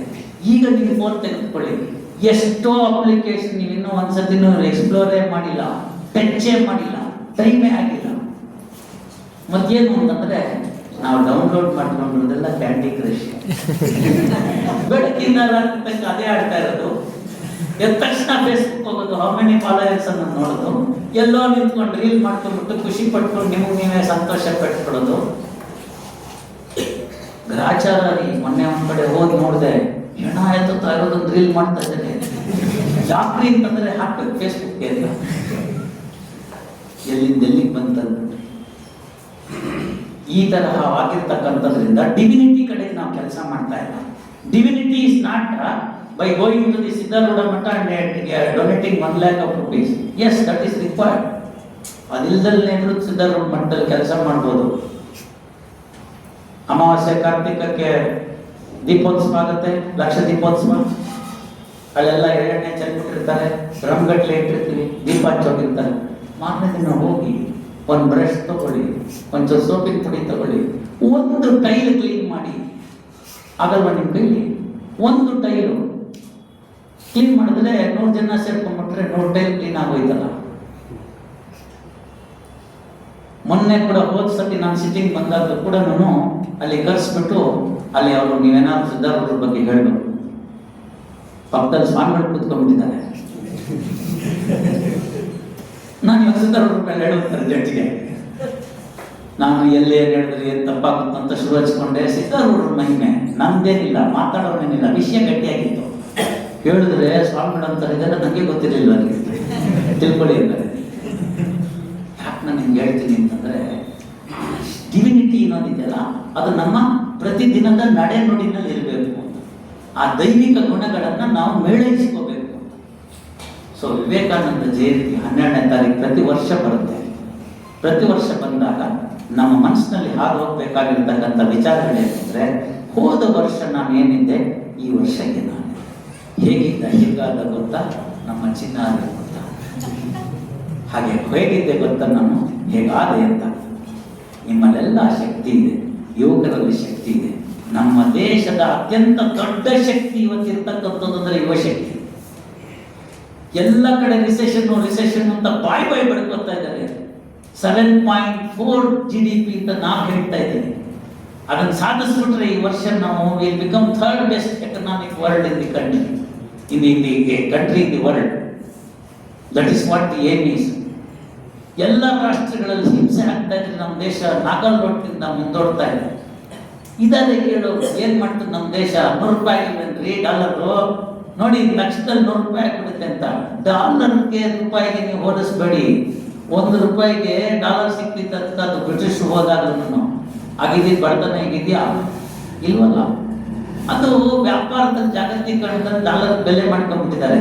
ಆ ಬೀಳಲ್ಲ ಗ್ಯಾರಂಟಿಯನ್ನು ಯಾವತ್ತು ಬೇಕಾದ್ರೂ ಬಿದ್ದೋಗ್ಬೋದು. ಅವ್ರಿಗೆ ನೋಟ್ ಪ್ರಿಂಟ್ ಮಾಡ್ಕೊಳ್ಳೋಕ್ಕೆ ಅಮೆರಿಕದವ್ರಿಗೆ ಯಾವುದೇ ರಿಸ್ಟ್ರಿಕ್ಷನ್ ಇಲ್ಲ. ನಮಗೆ ಗೋಲ್ಡ್ ರಿಸರ್ವ್ ಇಂದ ರಿಸ್ಟ್ರಿಕ್ಷನ್ ಇದೆ. ಆಯಿಲ್ ಬಾಂಡಲ್ಲಿ ಮಾಡಿದಂಥ ಸಾಲ ಇದ್ದಿದ್ರೆ ನಾವೆಲ್ಲ ನಮ್ಮ ಗಾಡಿ ಮಾರಾಟ ಬಿಡಬೇಕಾಗಿತ್ತು ತೀರಿಸ್ತೆ ಅಂದರೆ. ಸುಮ್ಮನೆ ನಿರ್ಮಲಾ ಸೀತಾರಾಮನ್ ಬೈತೀವಿ ನಾವು. ಬೈಬೇಕು ಬಿಡಿ. 100 ರೂಪಾಯಿ 33 ತೊಗೊಂಡ್ಬಿಡ್ತಾಳೆ. 100 ರೂಪಾಯಿ ಬಂದರೆ ನಾನು ವೆರಿ ಸಿಂಪಲ್ ಅಕೌಂಟ್ ಹಾಕೋದು. ನಿಮ್ಗೆ ನೀವು ಎಲ್ಲ ಹಿಂಗೆ ಮಾಡ್ಕೊಳ್ಳಿ. ನಾನು 30% ಸ್ಲ್ಯಾಬ್ ಇದ್ದೀನಿ, 10% ಎಜುಕೇಷನ್ ಸೆಸ್ಸು. ಸೊ 33 ಸೇರಿಸಿದ್ರೆ 33 ರೂಪಾಯಿ ಹೋಯ್ತು. 100 ರೂಪಾಯಿ ನಂಗೆ ಬಂದರೆ ನನ್ನ ಸಂಬಳ ಅಂತ 33 ನಿರ್ಮಲಕ್ಕೆ, 66 ನನಗೆ, 1 ರೂಪಾಯಿ ದೇವಳಿ. ನಾನು ಇಷ್ಟೇ 10 ಮಿನಿಟ್ಸ್ ಫೈಲಿಂಗ್ ರಿಟರ್ನ್ಸ್ ಅಂತ. ಮೋರ್ ದೆನ್ 7 ಮಿನಿಟ್ಸ್ ನಂಗೆ ಯಾವತ್ತೂ ಆಗಿಲ್ಲ. ಅವ್ನು ರೆಡಿ ಮಾಡ್ಕೊಂಡು ಬಂದ್ಬಿಟ್ಟಿರ್ತಾನೆ, ನಮ್ಮ ಆಡಿಟ್ರು ಸೈನ್ ಹಾಕ್ಕೊಟ್ಬಿಡೋದಷ್ಟೇ.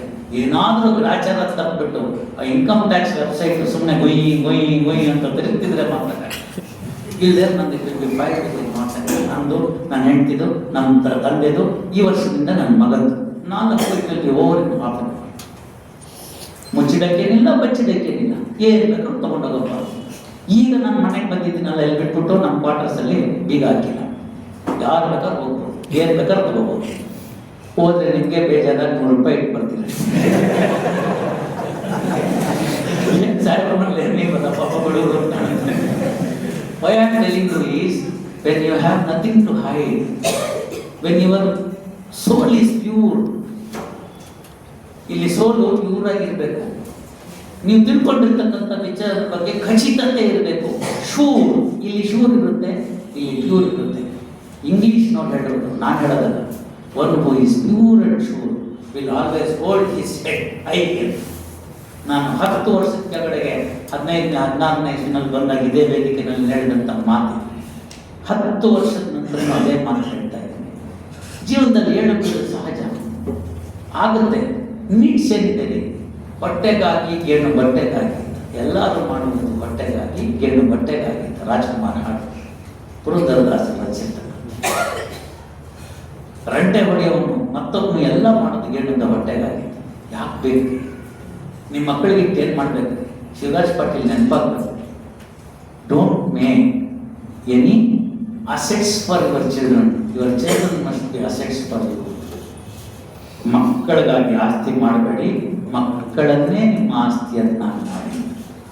ಮುಂಜಾವೆ ಹೊತ್ತು ನುಡಿದಿರಣದಲ್ಲಿ ಅಲ್ಲ ನೋಡಿ, ದೊಡ್ಡ ದೊಡ್ಡ ವ್ಯಕ್ತಿಗಳೆಲ್ಲ ಹೇಳಿದ್ರು. ನೀವು ಶಿವರಾಜ್ ಪಾಟೀಲ್ ಜೀವನ ಚರಿತ್ರೆನೂ ಹಂಗೆ ಓದಬೇಕು. ಓದಿದಾಗ ನಿಮ್ಗೆ ಗೊತ್ತಾಗುತ್ತೆ. ತುಂಬ ಹಿಂದುಳಿದ ಪ್ರದೇಶ ದೇವದುರ್ಗ. ಬಸ್ ಇರಲಿಲ್ಲ, ಸ್ಕೂಲ್ಗೆ ಹೋಗಿ ಎಷ್ಟು ಕಷ್ಟಪಟ್ಟಿದ್ದಾರೆ ನಿಮ್ಗೆ ಗೊತ್ತಾಗುತ್ತೆ. ಯಾಕೆ ನಿಮ್ಗೆ ಹೇಳ್ತೀನಿ ಅಂತಂದರೆ, ನಾನು ಕಣ್ಮುಂದೆ ಇರ್ತಕ್ಕಂಥವ್ರು ನಾನು ನೋಡಿರ್ತಕ್ಕಂಥವ್ರು ಅಲ್ಲಿಂದ ಅಲ್ಲಿ ತನಕ ಹೋಗೋದ್ರಲ್ಲ ಅಂತ, ಆ ಸ್ಥಾನವನ್ನು ಅಲಂಕರಿಸಿದ್ರಲ್ಲ ಅಂತ. ಅಲ್ಲಿ ನಿಮ್ಗೆ ನೆನಪು ಬರಬೇಕಲ್ವಾ? Vivekananda soul is born divine. He work towards divinity. Why don't you? ಶಾಂತನಗೌಡ್ರೇನು ಕಡಿಮೆ ಮಾಡಿದ್ರ?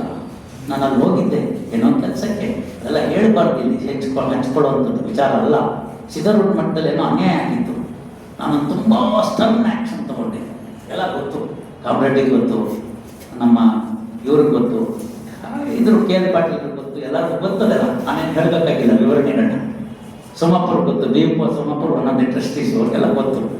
Strict action ತಗೋಬೇಕಾಗ್ತಂತು. ಸ್ಟ್ರಿಕ್ಟ್ ಅಂದರೆ ಅಂತಿಂತದಲ್ಲ, ತಗೊಂಡ್ಬಿಟ್ಟೆ. ಆಗ ನಮ್ಮ ಅಡ್ಮಿನಿಸ್ಟ್ರೇಟಿವ್ ಜಡ್ಜ್ ಲಾಸ್ಟಿಗೆ ಫೋನ್ ಮಾಡಿದ್ರು, Srisha, do you know what step you have taken? Yes sir, I am with consciousness I have taken, with all seriousness I have taken. It may result in your transfer. I don't mind sir. ವಿಷಯ ಅಲ್ಲಿ ಮುಟ್ಟು ಶಾಂತನಗೌಡರು phone ಮಾಡಿ, ಶ್ರೀಶಾ ಆಗಿದ್ದು ಯಾಕೆ sir ಅಂದೆ ನಾನು. ಶ್ರೀಶಾ ನಿಮ್ಗೆ ಗೊತ್ತಿಲ್ಲ, ನಾನು ಚಿಕ್ಕ ವಯಸ್ಸಲ್ಲಿರುವಾಗ ಸಿದ್ಧಾರೂಢ ಮಠದಲ್ಲಿ ಊಟ ಮಾಡಿದ್ದೀನಿ.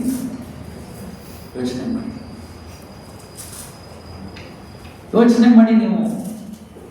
ನಂಗೆ ಗೊತ್ತಿತ್ತಾ ಶಾಂತನಗೌಡರು ಊಟ ಮಾಡಿದ್ದಾರೆ ಅಂತ? ನಾನು ಕೇಳಿದ್ದ ಇಲ್ಲ. ಸದ್ವಿಚಾರಗಳಿಂದ ನಾನೊಂದು ಸ್ಟೆಪ್ ತಗೊಂಡೆ. ಸಿದ್ಧಾರೂಢರು ನಮ್ಮನೆಯವರ ಅಲ್ಲ, ನಾನೇನು ಸಿದ್ಧಾರೂಢ ಮಠಕ್ಕಿದ್ದೀನಾ? ಅಲ್ಲ. ಅವ್ರ ಅದ್ವೈತಿಗಳು, ನಾನು ದ್ವೈತಿಗಳು. ನಮ್ದು ಅವ್ರದ್ದು ಯಾವುದೇ ರೀತಿಯಲ್ಲಿ ಹೊಂದಾಣಿಕೆ ಆಗೋದಿಲ್ಲ. RTPCR ಅಂತ ಇಲ್ಲಿಗೆ ಹೋಗಿದ್ದೆ, ನಮ್ಮ ಬೆಳಗಾವಿಗೆ, ರಾಂಡೆ ಅವ್ರ ಜೊತೆ. ಅವ್ರು ಸಂಪೂರ್ಣ ಅದ್ವೈತಿಗಳು, ನಾನು ಪೂರ್ತಿ ದ್ವೈತಿ. ಅಲ್ಲಿ ಅವ್ರ ಬಗ್ಗೆ ಮಾತಾಡಿದೆ, ರಾಂಡೆ ಅವ್ರ ಬಗ್ಗೆ. ಹುಬ್ಬೇರಿಸ್ಬಿಟ್ರು. ನಮ್ಮ ಬೀಗಿದಾರಲ್ಲಿ ಬೆಳಗಾವಿಲಿ ನಾನು ಅಳಿಯೋದು, ನನ್ನ ದೊಡ್ಡಪ್ಪ, ಅವ್ರನ್ನ ಕರೆದಿದ್ದೆ ಬಂದಿರಿ ಅಂತ. ಅವ್ರ ಮನೆಗೆ ಹೋದ್ಮೇಲೆ ಟೀ ಕೊಟ್ಟಾಗ ಬೆವರ್ತಾ ಇದ್ರು. ಯಾಕೆ ಸರ್ ಅಂದೆ. ದಾದಾ ಅಂತ ಕರಿತೀವಿ. ಯಾಕೆ ದಾದಾ ಅಂದೆ. ಅಲ್ಲ, ನಾವು ಸಂಪೂರ್ಣ ದ್ವೈತಿ ಮತದವರು, ನೀವು ನೋಡಿದ್ರೆ ಅದ್ವೈತಿಗಳ ಬಗ್ಗೆ ಅಷ್ಟು ಚೆನ್ನಾಗಿ ಮಾತಾಡ್ಬಿಟ್ರಲ್ಲ. ನಾನು ಹೇಳಿದೆ, ಅದ್ವೈತ ತಿಳ್ಕೊಂಡ್ರೆ ದ್ವೈತ ಚೆನ್ನಾಗಿ ಕಾಣುತ್ತೆ. ವಿವೇಕಾನಂದರು ಅದ್ವೈತಿಗಳು, ನಮ್ಮ ಬೇಸಿಗೆ ಅವರ ಅದ್ವೈತಿಗಳು, ಅವ್ರ ಸ್ನೇಹಿತರು ಮೊದಲು ಚೆನ್ನ ಅಂತ ಅವರು ಅದ್ವೈತಿಗಳು. ಅವರೆಲ್ಲ ಕೊನೆಗೆ ನಮ್ಮ ರಮಣ ಮಹರ್ಷಿ ಅವ್ರನ್ನ ಫಾಲೋ ಮಾಡ್ತಾರೆ. ಆಚಾರ್ಯ ವಿನೋಬಾ ಭಾವೆ ಅವ್ರನ್ನ ನೋಡ್ತಾರೆ. ಅರವಿಂದೋ ಅವರ ತತ್ವಗಳಿಗೆ ಮಾರು ಹೋಗ್ತಾರೆ. ಇಲ್ಲಿದ್ದಂಥ ಬೇಂದ್ರೆ ಅವರು ಆ 4 ತಂತಿಯಿಂದ ಇದ್ಯಾ ಬಡಗಲ್ಲ, ಅದನ್ನೆಲ್ಲ ಓದ್ಬೇಕು. ನಿಮ್ಗೆ ಅದ್ರಲ್ಲಿ ಗೊತ್ತಾಗುತ್ತೆ. ಇನ್ಕ ಹಾಕ್ಬೇಕು. ನೀನು ನಾನು ತಾನು ಅಂತ ಹೇಳ್ತೀವಲ್ಲ, ಅದು ಎಷ್ಟು ಅರ್ಥ ಇದೆ ಅದರಲ್ಲಿ ಅಂತ ಓದ್ಕೊಂಡು ತಿಳ್ಕೋಬೇಕು. ನೋಡಿ, ವಿವೇಕಾನಂದರು ಬೇರೆ ಆಗಲ್ಲ. ಆಗ ನಿಮಗೆ ರಾಮಚಂದ್ರ ಬೇರೆ ಆಗೋದಿಲ್ಲ, ಮತ್ತೊಬ್ಬರು ಬೇರೆ ಆಗೋದಿಲ್ಲ. ಎಲ್ಲರ ಗುಣಗಳು ಒಂದೇ ಥರ ನಮಗೆ ಕಾಣಕ್ಕೆ ಸಿಗುತ್ತೆ. ರಾಷ್ಟ್ರ ಪ್ರೇಮವನ್ನು ಜಾಗೃತಿಗೊಳಿಸಿಕೊಳ್ಬೇಕಾಗುತ್ತೆ. ರಾಷ್ಟ್ರವನ್ನು ಮುನ್ನಡೆಸೋದನ್ನು ಮಾಡ್ಕೊಂಡು ಹೋಗ್ಬೇಕಾಗುತ್ತೆ. ಇವೆಲ್ಲವನ್ನ ಸಂಕಲ್ಪ ಮಾಡಿ ಇವತ್ತು ಈ ವಿವೇಕಾನಂದ ಜಯಂತಿ 12/1/26 ವಿವೇಕಾನಂದ ಜಯಂತಿ ಮಾನದಿನ ನಾವು ಇಲ್ಲಿ KPS ಲಾ ಕಾಲೇಜ್ ನಾಲ್ಕೋಡೆನಲ್ಲಿ ಕೂತ್ಕೊಂಡು ಸಂಕಲ್ಪ ಮಾಡಿದ್ದೀವಿ. ಯಾರು ಗೊತ್ತು, ಮುಂದಿನ ವರ್ಷ ನಾವು ಇದೇ ಜನವರಿ ಫೆಬ್ರವರಿಗೆ ಬರ್ಬೋದು. ತಿರ್ಗಾ 12ನೇ ತಾರೀಕು ನಿಮ್ಮನ್ನು ಭೇಟಿ ಮಾಡ್ಬೋದು. 1 ವರ್ಷದಲ್ಲಿ ಸಾಧಿಸಿದ್ದನ್ನು ಹೇಳಿ, ಸರ್ ನಾನು ಹಿಂಗಿದ್ದೆ, ಹಿಂಗಾದೆ. ಅವತ್ತಿನ ದಿವಸ ಶ್ರಮಕ್ಕೆ ಸಾರ್ಥಕ.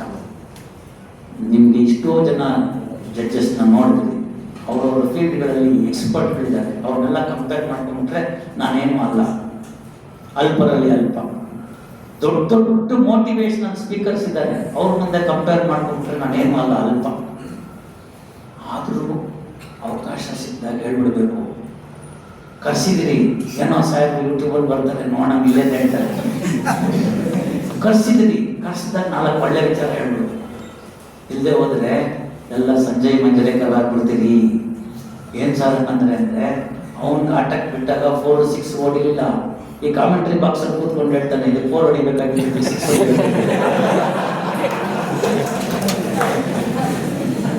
ನಾನೀಗ ಆಟ ಆಡ್ತಾ ಇದ್ದೀನಿ, ಇವಾಗ ಹೇಳ್ಬಿಡ್ಬೇಕು. ಇಲ್ಲದೆ ರೈಲ್ also become one day Sanjay Manjrekar. So please understand this. ಹಾಗಾಗಿ ತಿಳಿದಿದ್ದ 4 ಮಾತು ನಿಮ್ಮ ಜೊತೆ ಹಂಚ್ಕೊಂಡಿದ್ದೀನಿ. ಉಪನ್ಯಾಸ ಅಂತ ಕರಿಬೇಡಿ, ವಿಚಾರ ವಿನಿಮಯ ಅಂತ ಕರ್ಕೊಳ್ಳಿ. ತಿಳಿದ 4 ಮಾತು ಹೇಳಿದ್ದೀನಿ. ಯುವ ಶಕ್ತಿನ ಹಾಳು ಮಾಡೋಕ್ಕೆ ಬೇರೆ ರಾಷ್ಟ್ರಗಳು ಕಾಯ್ತಾ ಇದೆ. ಅಲ್ಲಿನಲ್ಲಿ ನೈಜೀರಿಯಾದಿಂದ ಸುಳ್ಳು ಪಾಸ್ಪೋರ್ಟ್ ಅಲ್ಲಿ ಬಂದು ನಮ್ಮ SDM ಇಂಜಿನಿಯರಿಂಗ್ ಕಾಲೇಜ್ ಹತ್ರ ನಿಂತ್ಕೊಂಡು ಡ್ರಗ್ಸ್ನ ಮಾರಿ ಬ್ರೌನ್ ಶುಗರ್ ಮಾಡಿ ಎಷ್ಟೋ ಜನನ ಹಾಳು ಮಾಡಿಬಿಟ್ಟಾಗ ನಾನೇ ಕನ್ವಿಕ್ಷನ್ ಕೊಟ್ಟೆ. ಇದೇ ಧಾರವಾಡದಲ್ಲಿ ಉಮಾ ಮೇಡಮ್ ಕನ್ಫರ್ಮ್ ಮಾಡಿದ್ರು, ಇಲ್ಲೂ ಇರಬೇಕು ಜೈಲಲ್ಲೂ. ಅವತ್ತು ಓಡೋದು ಇನ್ನೂ ಔಟ್ಸ್ಟ್ಯಾಂಡಿಂಗ್ ಚಾರ್ಜ್ ಶೀಟ್ ಅಲ್ಲಿದ್ದಾನೆ. ಯಾರ್ದೋ ಮಗ ಅಲ್ವಾ, ಯಾರ್ದೋ ಮಗಳಲ್ವಾ. ನಿಮ್ಮ ತಂದೆ ತಾಯಿಗಳು ನಿಮ್ಮನ್ನ ದುಡ್ಡು ಕೊಟ್ಟು ಕಳಿಸೋದು ಯಾತಕ್ಕೋಸ್ಕರ? ಓದಿ ಉದ್ಧಾರ ಆಗುವಂತ, ಹೋಗಿ ಡ್ರಗ್ ತಿನ್ಕೊಂಡು ನಶೆನಲ್ಲಿ ಬಿದ್ದಿರುವಂತ. ಬೇಕ್ರಿಲಿ ಸಿಗುತ್ತೆ, ಚಪ್ಪಲಿ ಅಂಗಡಿಯಲ್ಲಿ ಸಿಗುತ್ತೆ ರೀ. ನಿಮ್ಗೆ ಗೊತ್ತಿಲ್ಲ ಆಗ್ತಾನೆ. ನಾನು ಇದ್ದಾಗೆಲ್ಲ ರಾಣೆನ ಕರೆಸಿ ರೌಂಡ್ ಅಪ್ ಮಾಡಿಬಿಟ್ಟಿದ್ದೆ ಅಲ್ಲಿ ಪೂರ್ತಿ. ಹೆಸರು ಆದರ್ಶನಗಳು ಅಂತ ಕರ್ಮ ನನ್ನ ತಲೆ ಚಚ್ಕೋಬೇಕು. ಎಲ್ಲಿಂದ ನಾವು ಬಂದಿರ್ತಾರೆ. ಯುವ ಶಕ್ತಿನ ಹಾಳು ಮಾಡಬೇಕು, ಈ ದೇಶನ ನುಂಗಿ ನೀರು ಕುಡಿಬೇಕು ಅಂತ ಪ್ರಪಂಚದಾದ್ಯಂತ ಕಾಯ್ತಾ ಇದ್ದಾರೆ. ಅದಕ್ಕೆ ನೀವು ಬೀಳ್ತಾ ಇದ್ದೀರ. ಇಲಿ ಬೋನಿಗೆ ಸಿಕ್ಸಿರೋ ಒಡೆಯದು ಹುಷಾರು, ಕಚ್ಚಕ್ಕೆ ಹೋದರೆ ಲಬಕ್ಕನ್ನು ಸಿಕ್ಕಾಕೊಂಡಿರ್ತೀರಿ. ಬರಕ ಪ್ರೀತಿ, ಪ್ರೇಮ, ಡ್ರಗ್ಗು, ಬಗ್ಗು ಎಲ್ಲವೂ ಹೋಗಬೇಕು. ಈ ಸಂದರ್ಭದಲ್ಲಿ ನೀವು ಯಾರೆಲ್ಲ ಇದ್ದೀರಿ ಯುವಕರು, ಯುವ ಶಕ್ತಿ ಅಂತೇನಿದೆ, ನೀವು ನಮ್ಮ ದೇಶದ ಮುಂದಿನ ಆಶಾ ಕಿರಣಗಳು. ನೀವು ನಮ್ಮ ದೇಶವನ್ನು ನಡೆಸ್ಕೊಂಡು ಹೋಗ್ತಕ್ಕಂಥದ್ದು. ಈ ರಾಷ್ಟ್ರಕ್ಕಿರ್ತಕ್ಕಂಥ ಅತ್ಯಂತ ದೊಡ್ಡ ಶಕ್ತಿ ಅಂದರೆ ಯುವ ಶಕ್ತಿ. ಆ ಯುವ ಶಕ್ತಿಲಿರ್ತಕ್ಕಂಥ ಆ ಒಂದು ಏನು ಎನರ್ಜಿ ಇದೆ, ಆ ಪಾಸಿಟಿವ್ ಎನರ್ಜಿನ ಫೋಕಸ್ ಮಾಡಬೇಕು. ಲೇಸರ್ ಥರ ಹೊಡಿಬೇಕು, ನೇರವಾಗಿ ಅದು ಗುರಿ ಮುಟ್ಟಬೇಕು. ಆಚೆ ಈಚೆ ಡಿಸ್ಟ್ರಾಕ್ಷನ್ ಆಗೋಕೆ ಇಲ್ಲ. ಅಂತಹ ಒಂದು ಸಂಕಲ್ಪವನ್ನು ಮಾಡಿದ್ದೇ ಆಯಿತು ಅಂತಂದರೆ ನಮ್ಮ ರಾಷ್ಟ್ರ ಉಜ್ವಲವಾಗಿ ಬೆಳಗೋದ್ರಲ್ಲಿ ಸಂದೇಹನೇ ಇಲ್ಲ. 7:40 ಅಂತ ಹೇಳಿದೆ, 7:50 ಆಗೋಯ್ತು. ನಾನು ಅಲ್ಲಿ ಬೇರೆ ಜಡ್ಜಸ್ನ ಕಾಯಿಸಬೇಕಾಗುತ್ತೆ. ಮುಂದಿನ 12/1/26 ನಾನು ಧಾರವಾಡದಲ್ಲೇ ಇದ್ದರೆ ಇನ್ನಷ್ಟು ಬಿಟ್ಟ ವಿಚಾರಗಳನ್ನ ಹಂಚಿಕೊಳ್ಳೋಣ. ಅಲ್ಲಿಗೆ ಇದು ಮುಗ್ದಿದ್ದಲ್ಲ, ಸಶೇಷ ಅಂತ ಅರ್ಥ ಆಗಲ್ಲ. ಎಲ್ಲ ಸ್ನೇಹಿತರಲ್ಲಿ ವಿನಂತಿ, ನಾವು ಸುಮ್ಮನೆ ಅವ್ರವ್ರನ್ನ ಕೋಟ್ ಮಾಡ್ತೀವಿ, ಅಬ್ರಹಾಂ ಲಿಂಕನ್ನ ಕೋಟ್ ಮಾಡ್ತೀವಿ, ಮತ್ತೊಬ್ಬರನ್ನ ಕೋಟ್ ಮಾಡ್ತೀವಿ, ಅವ್ರವ್ರನ್ನ ಕೋಟ್ ಮಾಡ್ತೀವಿ. ದೇಶಕ್ಕಾಗಿ ಅವನೇನು ಮಾಡ್ದ ಅಂತ ಕೇಳ್ಬೇಡಿ, ನೀನು ದೇಶಕ್ಕೆ ಏನು ಮಾಡಿದಿ ಅಂತ. ನಾನು ಒಂದೇ ವಿನಂತಿ, ಈ ಒಂದು ಭವ್ಯ ರಾಷ್ಟ್ರದಲ್ಲಿ ಜನ್ಮ ತಾಳಿದಿರಲ್ಲ, ಅದೇ ದೊಡ್ಡ ಪುಣ್ಯ. ಅಂತಹ ರಾಷ್ಟ್ರದಲ್ಲಿ ಇದ್ದಂಥ ಯುವಕರು ನೀವು ಎದೆ ಒಪ್ಪಿಸಿ ಹೇಳಬೇಕು, ಎಲ್ಲಿಂದ ಬಂದಿದ್ದೀನಿ? ನಾನು ಭಾರತದಿಂದ ಬಂದಿದ್ದೀನಿ. ಏನಿದೆ ಅಲ್ಲಿಂದಂದ್ರೆ ಏನಿಲ್ಲ ಅಂತ ಕೇಳೋರ್ತಾರೆ. ಅಂತ ದಿನವನ್ನು ನಾವು ನೋಡಬೇಕು. ನಾನು ರಿಟೈರ್ ಆದಮೇಲೆ ಯಾವುದೋ ಕಾರ್ಯಕ್ರಮಕ್ಕೆ ವಿದ್ಯಾವರ್ಧಕ ಸಂಘಕ್ಕೋ ಕಾಮ್ರೇಡಿಗೆ ಯಾವುದೋ ಇದಕ್ಕೋ ಕರೀತಾರೆ. ಆಗ ನಾನು ಫ್ಲೈನಲ್ಲಿ ಬರೋ ಶಕ್ತಿ ಇರುತ್ತೋ ಇಲ್ವೋ, ಆರ್ಥಿಕ ಶಕ್ತಿ ಇರುತ್ತೋ ಇಲ್ಲೋ ಗೊತ್ತಿಲ್ಲ, ಟ್ರೈನಲ್ಲಿ ಬರ್ತೀನಿ. ನೀವು ಯಾರು ಸುಪ್ರೀಂ ಕೋರ್ಟ್ಗೋ ಬೆಂಗಳೂರು ಹೈಕೋರ್ಟ್ಗೋ ಮತ್ತೊಂದಕ್ಕೋ ಹೋಗುವಾಗ ರೈಲ್ವೆ ಸ್ಟೇಷನ್ ಸಿಕ್ಕಿದ್ರೆ ಹೇಳಿ, 12/1/26 ಸರ್, 13/1/26 ನೀವು ಹೇಳಿದ್ರಿ, ಐ ಬಿಕಮ್ ಲೈಕ್ ದಿಸ್. ನಾನು ಹೇಳಿದ್ನಲ್ಲ KS ಒಂದು ಮೆಸೇಜ್ ಕಳಿಸ್ತಾನೆ ಅಂತ, ಹಂಗೆ ನೀವು ಕಳಿಸಿ. One of you should be 20 years down the line standing here and speaking on 12/1/36, 12/1/46 about Vivekananda. That day I am looking for. Thank you all.